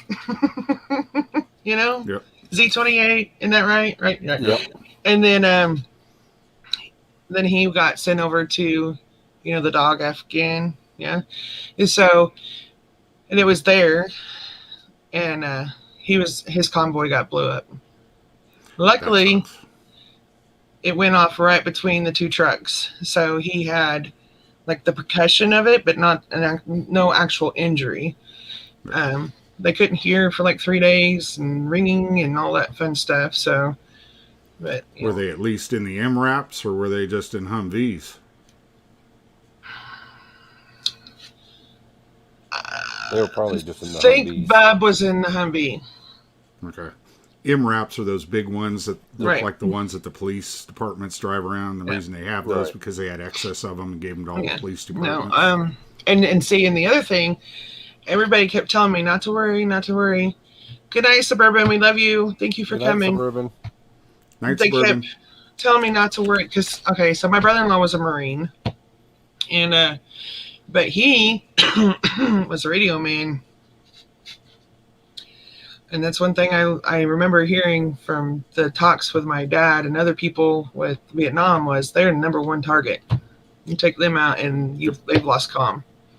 Well, not only So- that, typically the radio man's typically around either the officer or the platoon sergeant, squad leader, whoever's in charge of that team, because the person that's in charge of the team needs to have communications with command so that they know if orders have changed or something else has happened and they need them to go to their second position or whatever. So Yeah. that's why that's another thing, because they And that's all look for that little whip of the radio, and yeah, because those whips aren't very little. no, they're about 12 feet long because you're Yeah. trying to get the signal up as high as you can so that it'll get back to headquarters. Yeah, and he's 6'4", so he Yep. no, he was 6'2". He was 6'2". But that's why I was laughing last night on Fish's chat when you started talking about the camel spider. I was like, oh hell, yeah. Yeah. Yeah, my cousin when he was down in God, I can't remember. It's the island off of Madagascar. no, it's off of Kuwait. That's is it Bahrain or Bahrain? I can't remember. Bahrain. Yep. Yeah, and he was in the Air Force station there. He got to send messages to Mr. during that time. Yep.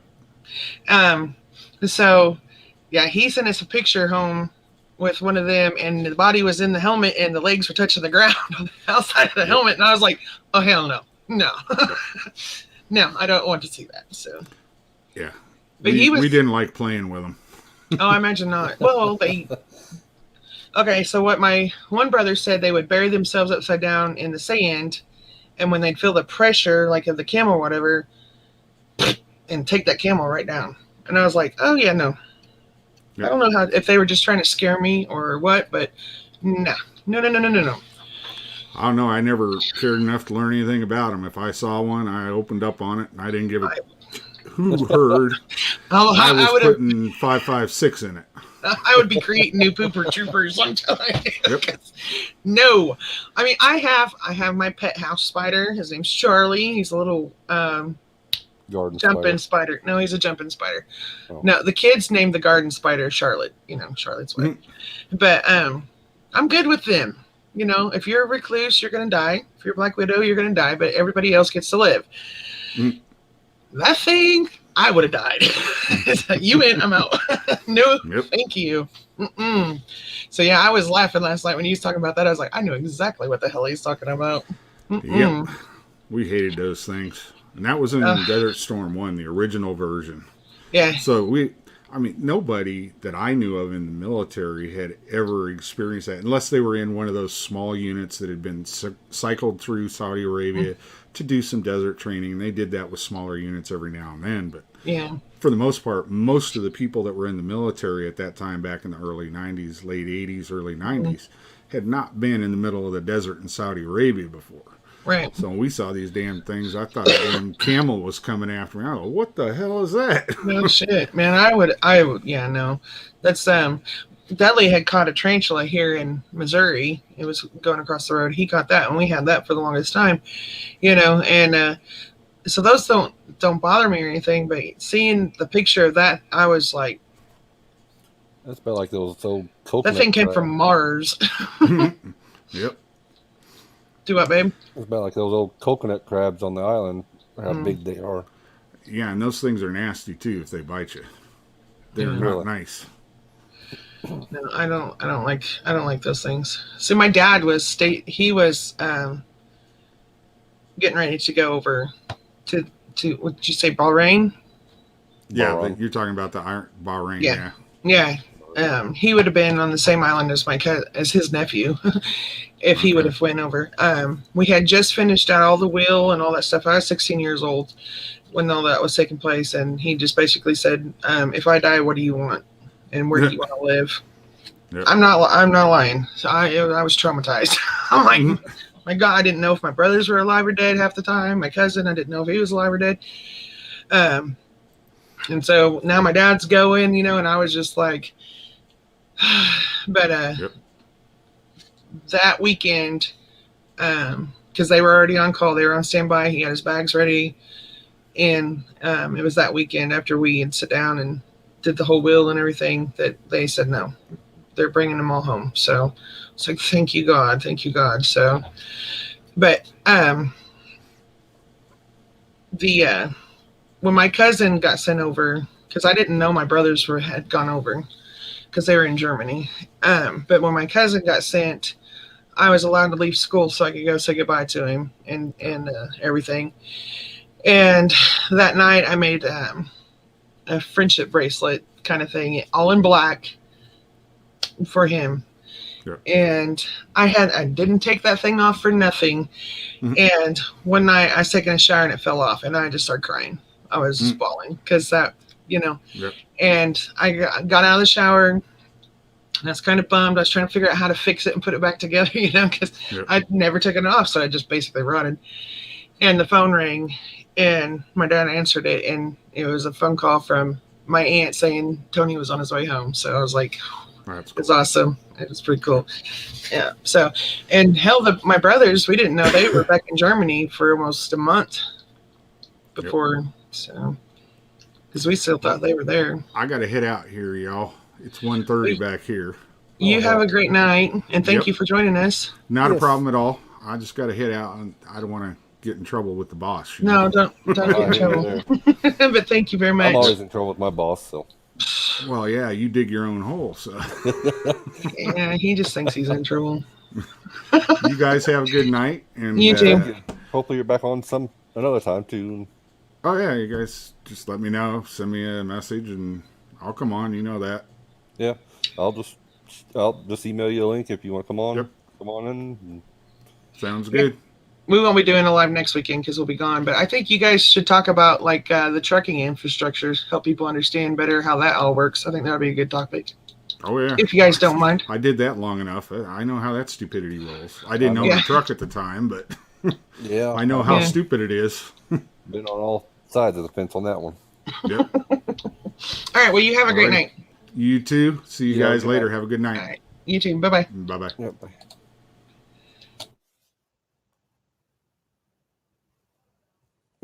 Well, I guess this is it. Good night, everybody.